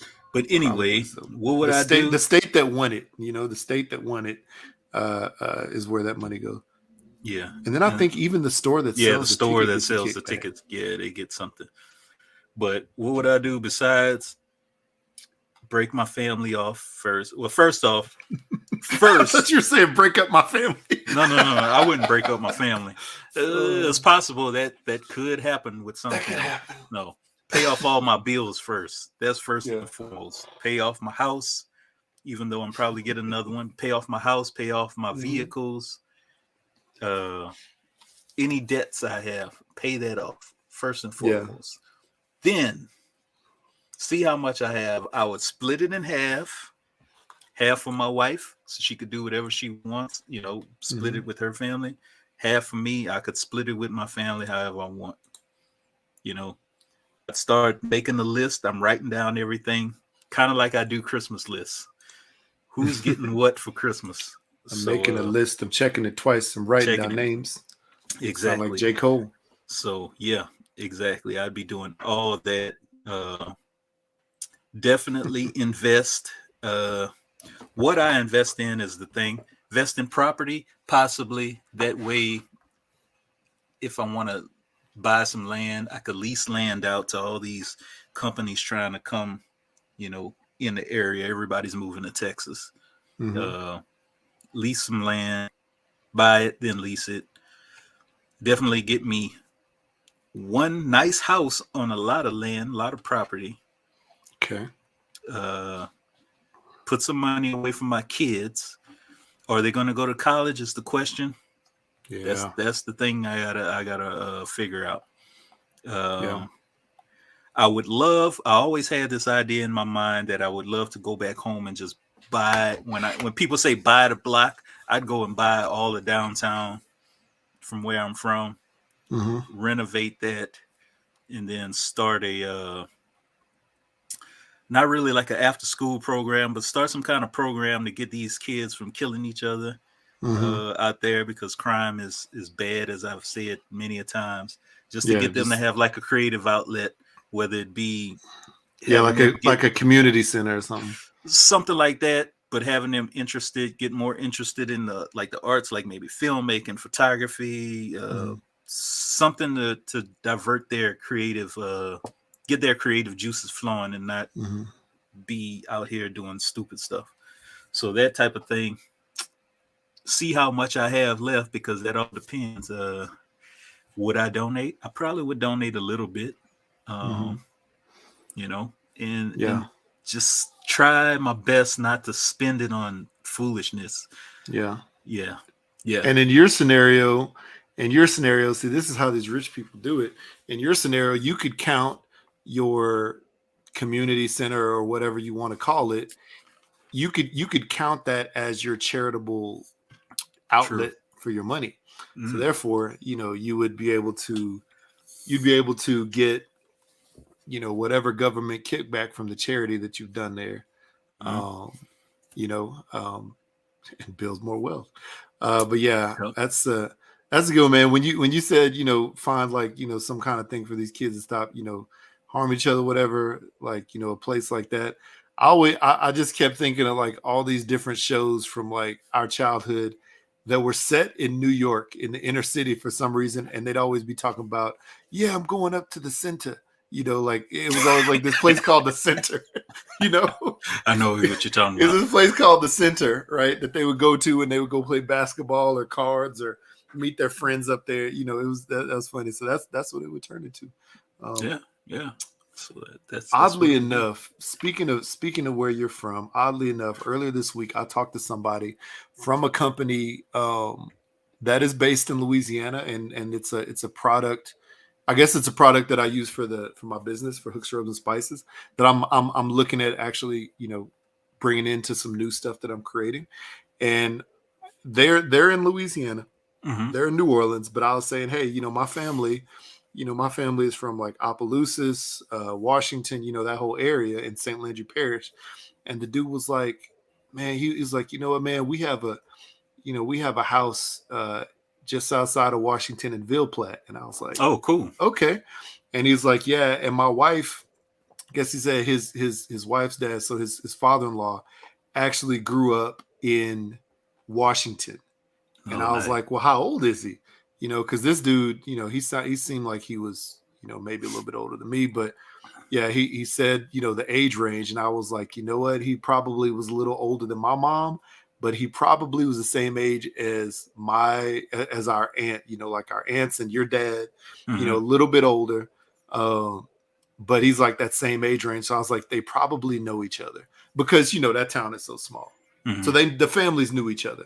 Yeah. But I was just saying, I was like, my grandfather, and this guy, he was from somewhere else down there in St. Landry. I can't remember where he's from. But he was like, yeah, I was just saying, my grandfather, used to sell pecans and sweet potatoes, all this other stuff down at the markets in town. And he just started laughing, because he was like, yeah, that's what my wife's family did too, down there. That's what his family did too. So it was just funny. Such a small world, even though I know Louisiana, is an even smaller world, depending on family and the location that you're in.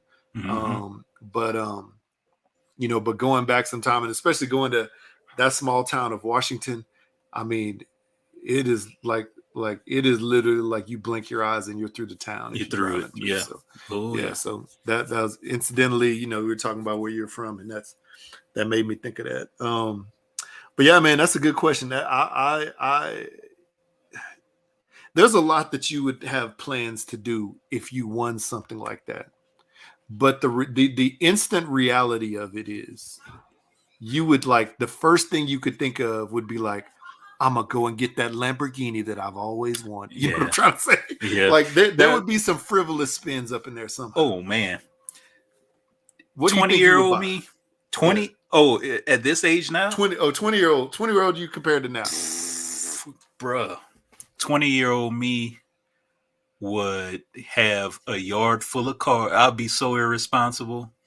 Yard full of cars that I probably wouldn't drive. Tons of clothes, just to impress people that I have no business impressing. School. I probably would still go to school, but I'd probably be the flossiest, most swagged out, drippiest person on campus, having all the negative attention towards me. I would be super irresponsible. Super irresponsible. But first purchases now, like I said, pay off all my debts. And it'll probably be another house, man. That would probably be it. Another house. Yeah. I would say, man, like back in the day, I would have taken that money and probably moved to New York straight up. I would have bought a mansion because I was like, I'd be like, I got all this money. You'd have been living like Cliff Huxtable in a what do they call them? Brownstone. Brownstone. Man, I'd have been killing it. A Brooklyn brownstone, bro. It would have been over. But in New York, I would have been like in the Upper East Side because that's like where you'd have had a penthouse in Manhattan or something. It would have been a nice house, And then I would have got side by side with Trump. Bruh, don't even. I would not have. Back in the day before we knew about Donald Trump, I might have moved to Trump Tower back then. But now that we know, I would have definitely moved out. No, I definitely would have gotten a really nice car. I mean, clothes wasn't like a big thing for me back in the day, so I don't think I would have like gotten that many clothes. I probably would have gotten, a bunch of nice shoes. I probably would have bought all the Jordans that I wanted back in the day. And then I would also like in my house, every room would have had a TV and also video game systems with all of the games for each system would have been purchased and located somewhere within the house so I could play them in any room, on any TV. I would have had a whole room that was literally just a trampoline room that could also be converted to a basketball court. And a football like a 30-yard football field. It would have been a multi-sport location. You would play by yourself. Yes, sadly, but no, I'd invite my friends and family over to have and play and do all that. A harem of women, and a bevy of bitches. Yes, it would have been both. Actually, I'd have had both of them, and they would have been. It would have been like the Playboy Mansion. That's what it would have been like if I was 20. If I was 20 years old, that would have been the reckless me. It would have been the Playboy Mansion. I would have also had a room inside with a pool as an indoor pool, but also an outdoor pool. I'd have two pools, both heated, for her pleasure. That would have been that me if I had that much money back then, and that money would have went a lot longer. It would have went farther back then, right? 20 years ago, or whatever. But today, me more conservative with the money, bruh. I mean, today, me, I probably still would buy all the video game systems, and not all the games, but I would definitely buy Madden every year, and 2K every year because I don't do that anymore because it doesn't really change that much. I would have done that, but then also, this day and age, I'd make sure that my house was paid off and my property taxes, which are freaking insane. I hate property tax. My property taxes, there was at least like a savings account just for property taxes. By itself, that would also, be able to get dividends to build money on top of it over the course of time.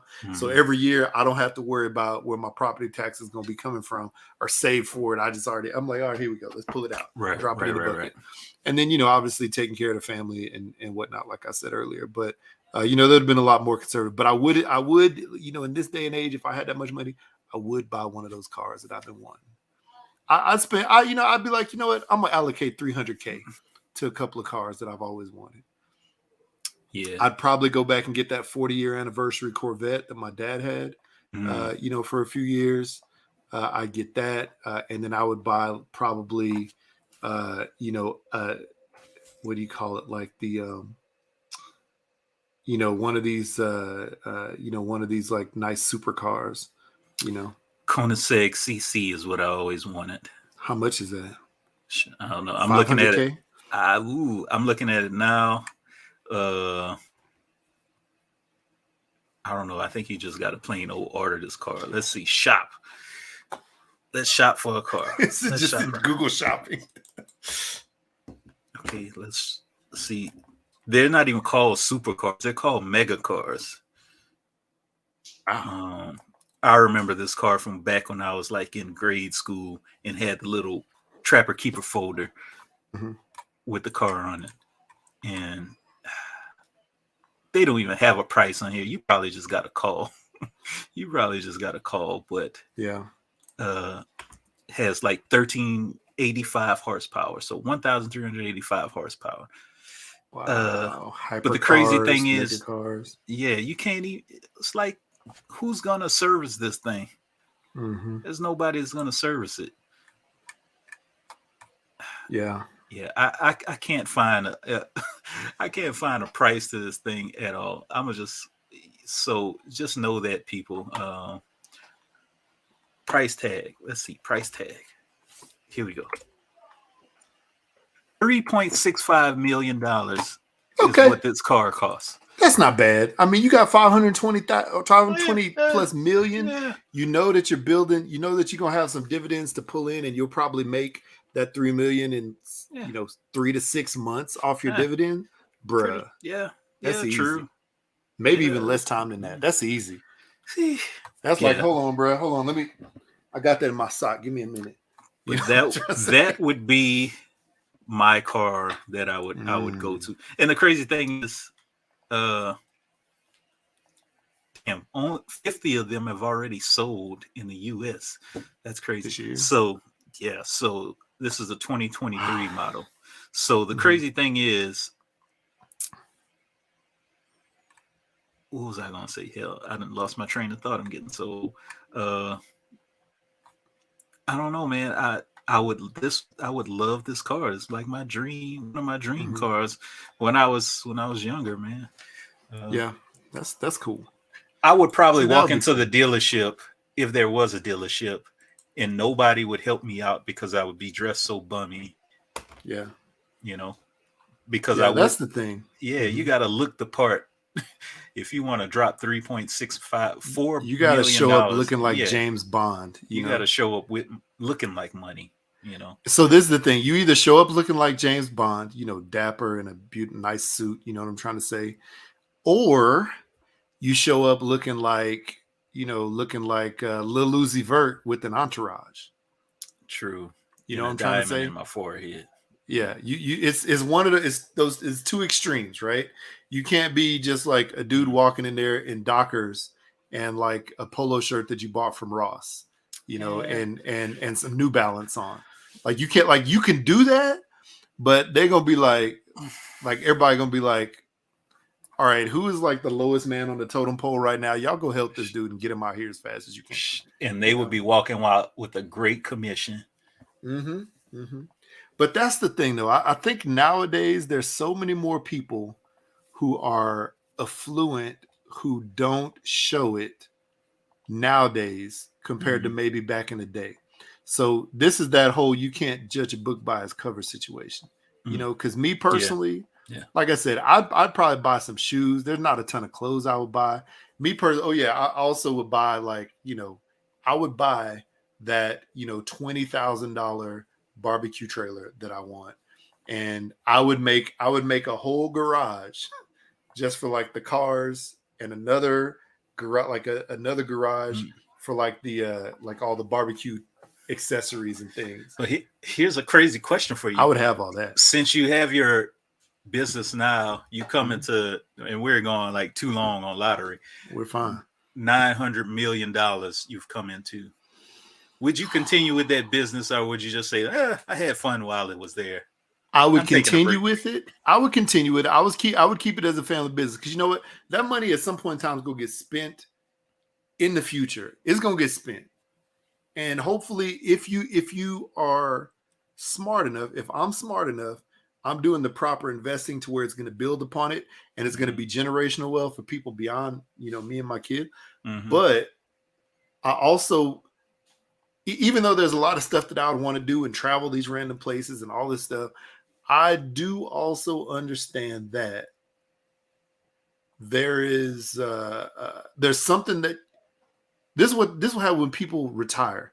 There's something that you've been doing for years that if you stop doing it, you'll feel a void in your life. So I would keep doing it. And I would bring out all the products that I've been wanting to bring out. I would finally hire an amazing marketing agency. You know, I would hire the marketing agency that like Target has, right? True. That's true. Because Target is like clean as a whistle. You think of it, it's a household name. You compare Target to Walmart, right? People compare Target to Walmart, and you say, which would you rather go to, right?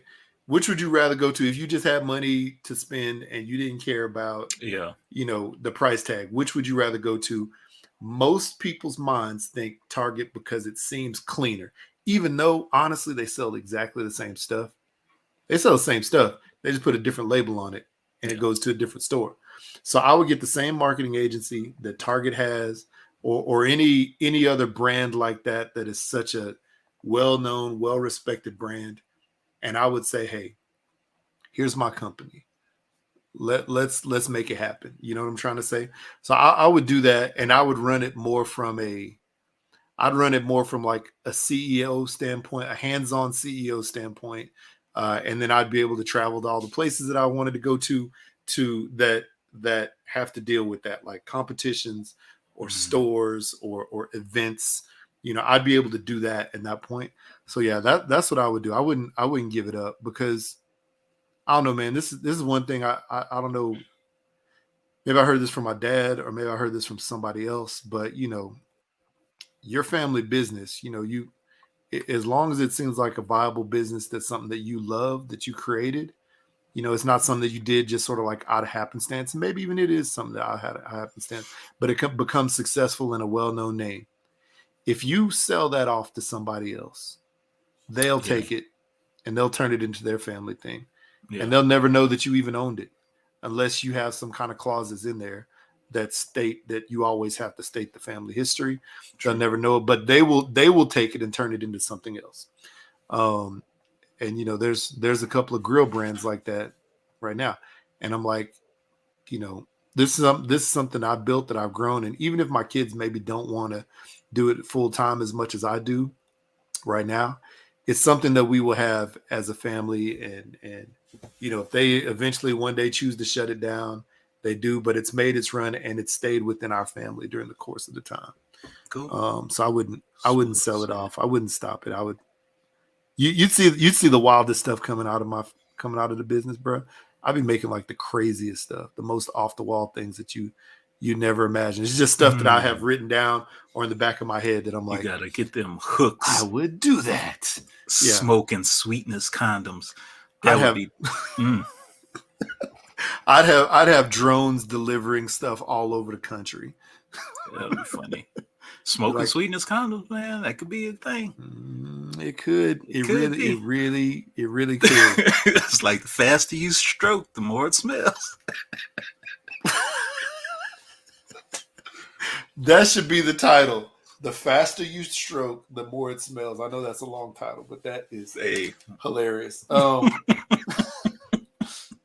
man. The more friction, the better it tastes. I don't know, man. Yeah. I don't know. There's a lot that I would do with that, but yeah. Wow. That's the topic, man. That's the topic. And you know, you asked me that like, you know, in 3 months or 6 months, maybe it's a whole different answer. But most of it is about the same. So yeah. All right, people. Is that it? Is that all we got? Do we have voicemails? We got some voicemails. Do we actually want to do them or do we want to wait? Because these voicemails, huh? How many we got? Oh, we have 2 from this week. Okay, let's jump into them. Let's not since we were gone for a couple weeks, let's jump into them. We have 1, 2, 3, 4, 5, 6 total. 2 from this week. Okay. 1 from like 2 weeks ago. So you just want to do 2 this week? You want to do them all? What do you want to do? Let's try and see if we could get through them all. All right, here we go. So we're not neglecting our people. Mid-October. Here we go. First up, And by the way, go ahead and tell people where they can leave us a voicemail. All right, people, 385-3-BLAKPC or 385-325-2572. It's what you could call and tell us what you would do with $1.9 billion. With a B. With a big B. What recklessness would you get into? Let us know. Here we go. First up, 3, 2, 1. Turn me up. This is M-Diva 901. And my new hit single. On stop. M-Diva. I'm tired. I'm worried about me. And you will see. I'm tired of pants. This ain't a down low. Tired of my neighbors. They got the dope. I'm tired. Don't worry. Don't worry about you. I won't worry about you too. I'm tired of the killing. I'm tired of the stealing. I'm tired of you living in my box with your little news. No wonder I walk around with an attitude. I'm tired of going to work, but I can't be a stripper because I can't twerk, and I'm tired. I'm tired. Give me some money. Give me some money. Give me some money. Don't you laugh because this ain't funny on site. On site. Wow. All right. That was M-Diva 99 with her latest single called I'm Tired. 99 to the 2000. All right. We got another one coming up here. 3, 2, 1. Oh, hashtag Blackout podcast. This your cousin, Mrs. Diva, and I'm listening to your latest episode from October 16th, which was yesterday. So I'm sitting at home working, and I need a little noise, so I'm listening to y'all. That's my food. Okay, if I order some food, and it came back smell like weed, my groceries, oh, baby, I'm going to send it back. I'm going to keep it. No, I'm sending it back. No, I'm going to keep it because I'm going to do pen and paper to whatever company that I ordered from, and I'm going to get some more new food and some more new food on top of that. Mm-hmm. Hell, I don't know. I'll talk to y'all later. It depends on how hungry I am. Oh, if there's something really, really in there that I wanted. Let me think about that. Because I'm hungry right now. Bye. All right. She would send it back. All right, here we go. Next up. 3, 2, 1. Oh, child. Y'all already know who this is. Oh, this is Mrs. Diva, and I'm at home chilling. I've been on vacation for 2 days, and my car broke down again for good. I think it's the transmission, but we ain't going to worry about that. I just can't even worry about that no more because it's paid off. I've been paid off a month. But can we talk about dumb Ye West and the statements he made about George Floyd? Yeah. Sad. I don't know if he's doing stuff for the media or if he's just really sick, but I think the dumb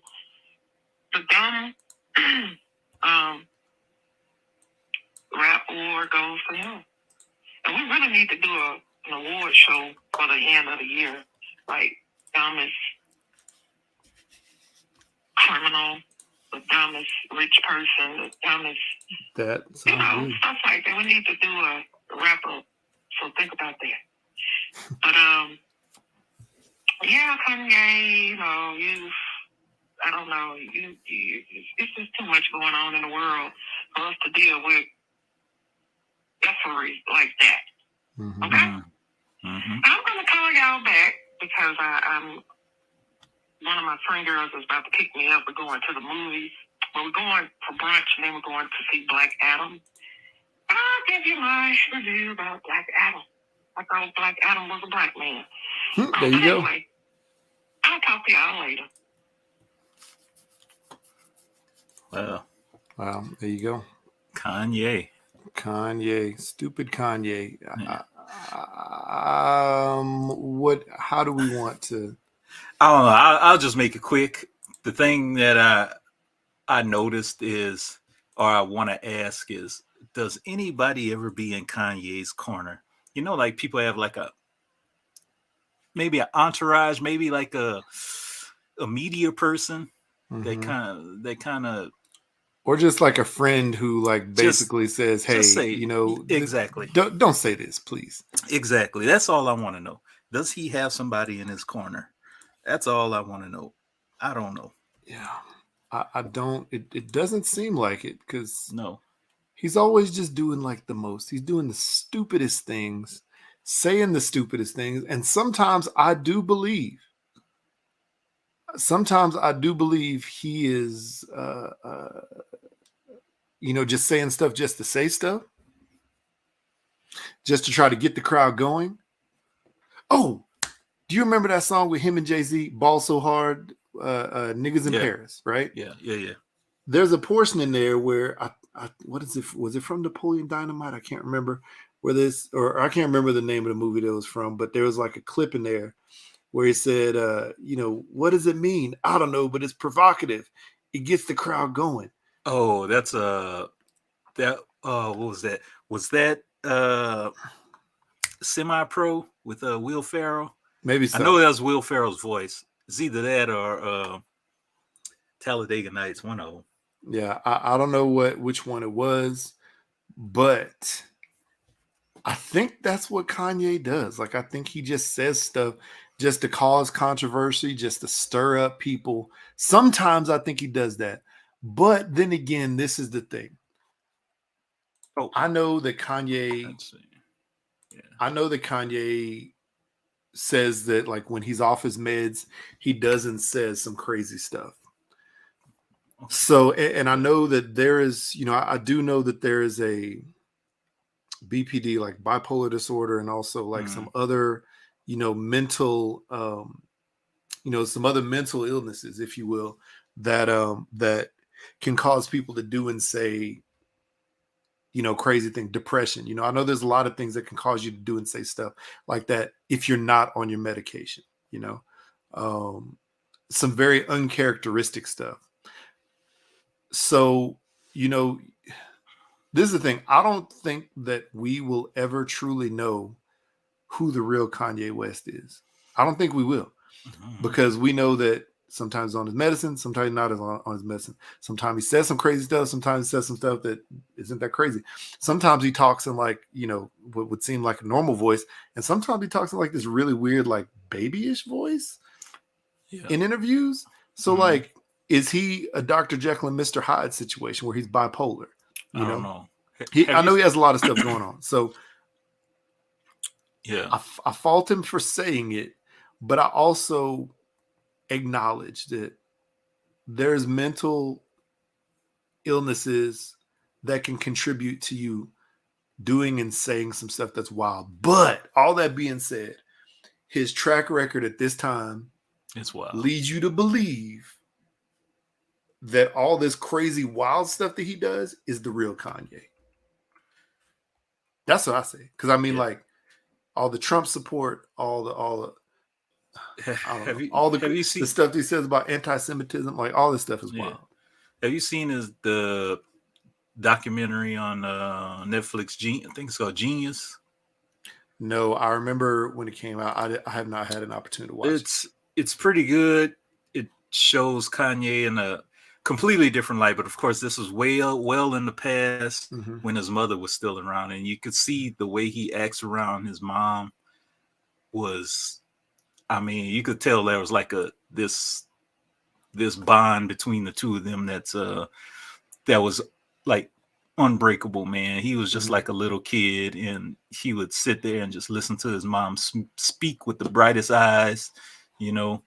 So, you know, people could take that how it is, you know. I know we mentioned in the past, you know, and everybody knows that when he lost his mom, everything just kind of went to the left. So crazy. He went a little wild. Blades of Glory, that's what it was. Blades of Glory. Okay. All right, that's fine. I don't know, man. This is the $1 million question, you know. The $1 million question, like, who is the real Kanye? I don't think we will ever know. You know, my wife has one. You know, she has one. What do you call it? Like, she has one perception of him because of what she sees on Keeping Up with the Kardashians, right? Not from like the music or anything else. You know, you and I have a perspective on him, you know, of what he says in his music and what he does publicly, and not so much like the Kardashians thing. Like it's all over the map, right? So what do you trust? You know, like, yeah, it's ridiculous, man. Dude is insane. So I don't know, man. He's a crazy person. Absolutely crazy person. Yeah. All right. Got any more? Voicemail. Yeah. Here we go. Oh, okay.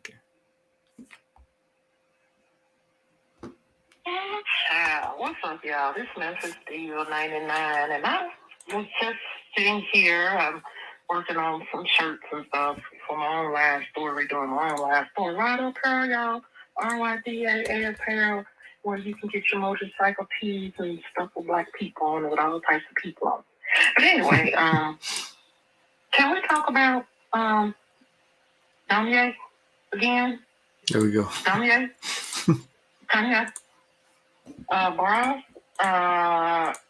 he's losing a lot of support due to the Jewish comment he made. Yeah. Boy, what's wrong with you? I think I called y'all about this before. He irks me. Okay, then. I ain't gonna usually talk about him again because he just irked me. Go to the moon, Kanye. You may like it. Okay, then. I'm gonna go outside and see what my neighbors do. Okay, bye. There you go. Okay, bye. Okay, bye. Next. Y'all, I'm in the studio. This is Here we go.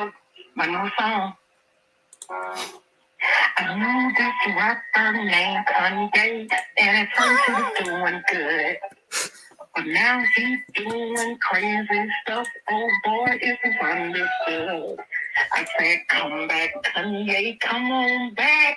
He's doing some crazy stuff, and he's making boo-boo. Wait, what? He's making... Sit your ass down and put on some Jesus shoes. Yeah. I can't stay long because I got to go back to work. But really, I got an attitude because I don't know how to twerk. I said, Kanye, come on back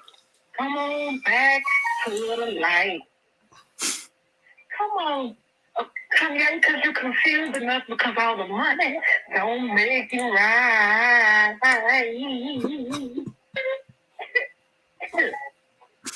Thank you for all the laughs. Now, hey man, go take. Ain't thinking right. Call me up. Give me like $1 million, Kanye. Come back, Kanye. Wow. You lose all your money and it ain't funny. I guess it's time for me to go.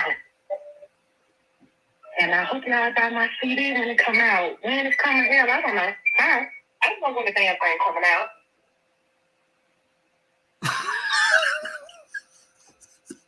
Ooh, boy. Wow. That was Tuesday, a few days ago, and then she left another message in follow-up about 7 minutes later. Here we go. Last one of the week.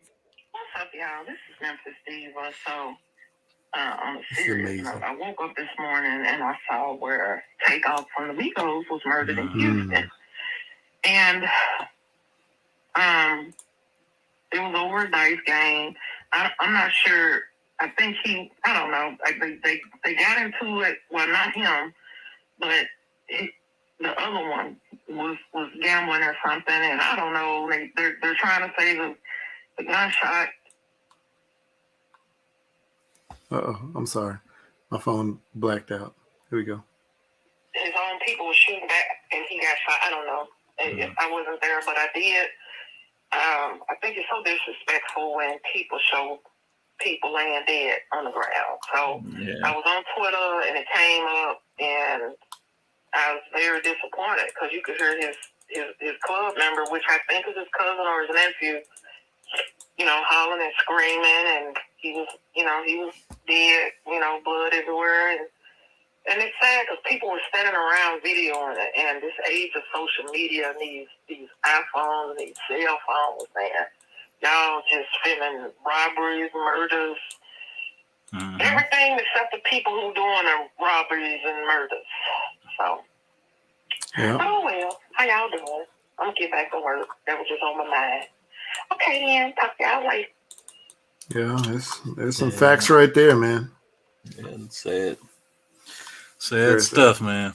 It's a lot to digest with that one. Mm-hmm. Yeah, and I don't know the full story, but I know it's always sad when you see anybody lose their life, especially some of these young artists, and whether they're popular or famous or the best in their group or not, whatever it is, I'm trying to say it's horrible. I'm trying to say, especially over something really, really, really stupid, like relationships and like, this like dice game, like money, come on, man. Come on, like really? Yeah, that story's all over the place. I don't think everybody has the facts, but there was like one woman who called into a I think it was a Houston radio station. She said she was there and saw everything. Yeah. And she was like, they didn't even have nothing to do with it. He just caught a stray bullet, from an argument from somebody else. Something else, yeah. Wow. I mean, it's absolutely horrible, man. Sad. Absolutely horrible. But I don't know. I don't know. And then you have Kanye West. Well, there's like some things that Kanye said. Calling out some of these record exec labels. The same record exec labels that push a lot of music that is harmful to our culture. They don't have no issues with it, but of course they don't, because they're making money. Then they're making money, but once Kanye said some things about these record execs, that were just words as the words that we put in music. They want to get up in arms and just want to cancel people. I know he said a lot more than that, but it's it's one of those things. Yeah, it's picky and choosy, Yeah, the good and the bad thing is this, man. You can't, like, this day and age, you almost can't say anything without the potential for a large group of people to be offended about what you said. Very true. And I definitely understand there's certain things that you can and can't say. Like that is a fact. Certain things that you can and cannot say. But then again, there's certain things that you want to say to express your personal opinion about some things, and you have to be what's the word? Just gotta watch your words. Ready for the consequences. Yeah. And know what the fallout's going to be. And Kanye at this point always says and does the wildest and craziest stuff. Yeah. That I don't think he cares anymore. And you know what? I think he's made enough money in his life and he's done all this stuff that he doesn't care. As long as he's not doing anything illegal, I guess, that will get him put in jail, I think he doesn't care. And even if then, maybe he wouldn't care if he did that too. But I think that's the thing, and especially this is sort of what we were talking about with the lottery thing. When you have all this money and fame and a certain lifestyle that you never would have lived unless you became this person. normal people don't have the same lifestyle as a rich and famous person. That's why you always see rich and famous people get together and get married, because they lead a different lifestyle than anyone else could imagine. So when you get to a certain point, I think you're numb to anything that you would have done as a normal person, and you forget, and you say and do some crazy stuff. Yeah. Or you say and do stuff without thinking about it because you're like, I'm gonna just say it. Whatever. It'd be wild in these streets. It'd be wild. But that's the long show for today. It's a welcome back. I'm glad we got it in. 2-3 weeks. Yes, indeed. Yes, indeed. And I'm sorry. I last week we had just got back the night before, like at midnight something. And got back to the house and finally went to bed at like 1:30 or 2, and I was just too tired to do a show last week. I don't think I would have made. I could have I woke up, but I was like a zombie the next day. So yeah, but anyway, hey, that's all I got, man. So let's hop on up out of here. All right, people's Twitter, Instagram, #Blackout Pod. It's where you could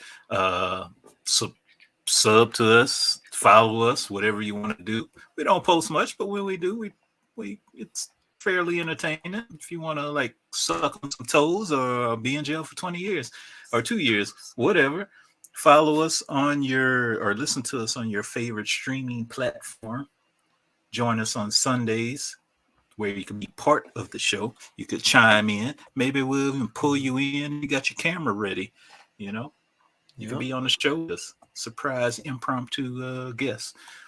Or surprise right in your eyes. Yeah, right in your eyes. 385-3-BLAKPC or 385-325-2572. That's where you can shoot us a voicemail. Tell us what you would do with 1.9 billion with the B dollars, or tell us your opinions on anything going on in the world. Or if you don't want to do that, you could just type it out. #blackoutpod@gmail.com. It's where you could leave us a little text written paragraph or whatever you want to do. We could read it on the show. And don't forget to hit up hooksrub.com. Get yourself some hooks in time for Thanksgiving and Christmas holiday. You could use it on your food, give it as a gift basket, put it in some stocking stuffers for the little ones. All that good stuff. Get you some bacon sandals or burger sandals, bacon socks. Those exclusive. We got, I will say this though, keep an eye out for an Instagram with the new account, because I still can't get the old account back. Hooksrub. Keep an eye out for an automatic discount. What's up, Kayla? She made it in. Hey, there she is. Keep an eye out for an auto discount for an early Black Friday sale that we'll be doing in conjunction with a lot of other small businesses. And this is really going to be us trying to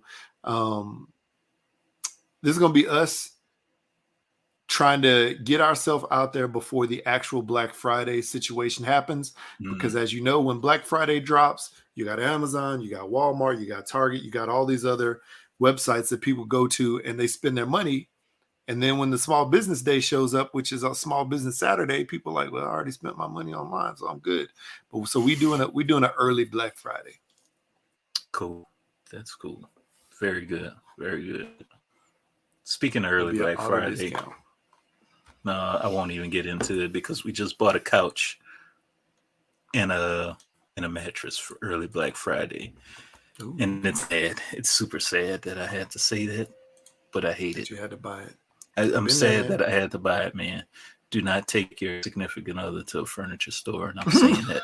I'm whispering that right now. That's funny. It's probably another room. Anyway. She probably can. She probably can. Anyway, people, that's it for today. We will see you next week with a bunch of other foolishness. And maybe one of us will win the 1.9 and you won't hear from us. Because I ain't going to tell y'all. That would be amazing. But that they wouldn't hear from us. What's that? Yeah, Oh no, I not that say we that. didn't hear from me. I just say that one was one that. would be. Yeah, but I'm not gonna hold my breath at all. You would be seeing Hooks Rub commercials all through your Hulu shows, and yeah, you'd see it everywhere. I've thought about marketing on Hulu, by doing that marketing on Hulu, because they have ads. I've seen ads, to market on there through my business. So thought about it. Jared would have a Hulu, have a Hooks theme song similar to Soul Glow. Would be marvelous. Oh, He get Ron Isley to sing it. It's Ron Isley. Yeah. Don't be surprised. Right now, he's more on the Ice JJ Fish level. But you get Ice JJ Fish to sing it right now. But That's then factual. you make that 1.9, you get Ron Isley. Yep. Yes, indeed. I would definitely step it up. Definitely. If I were able to. So anyway, all right, man. Y'all have a good week, and we're blacking out. Latest.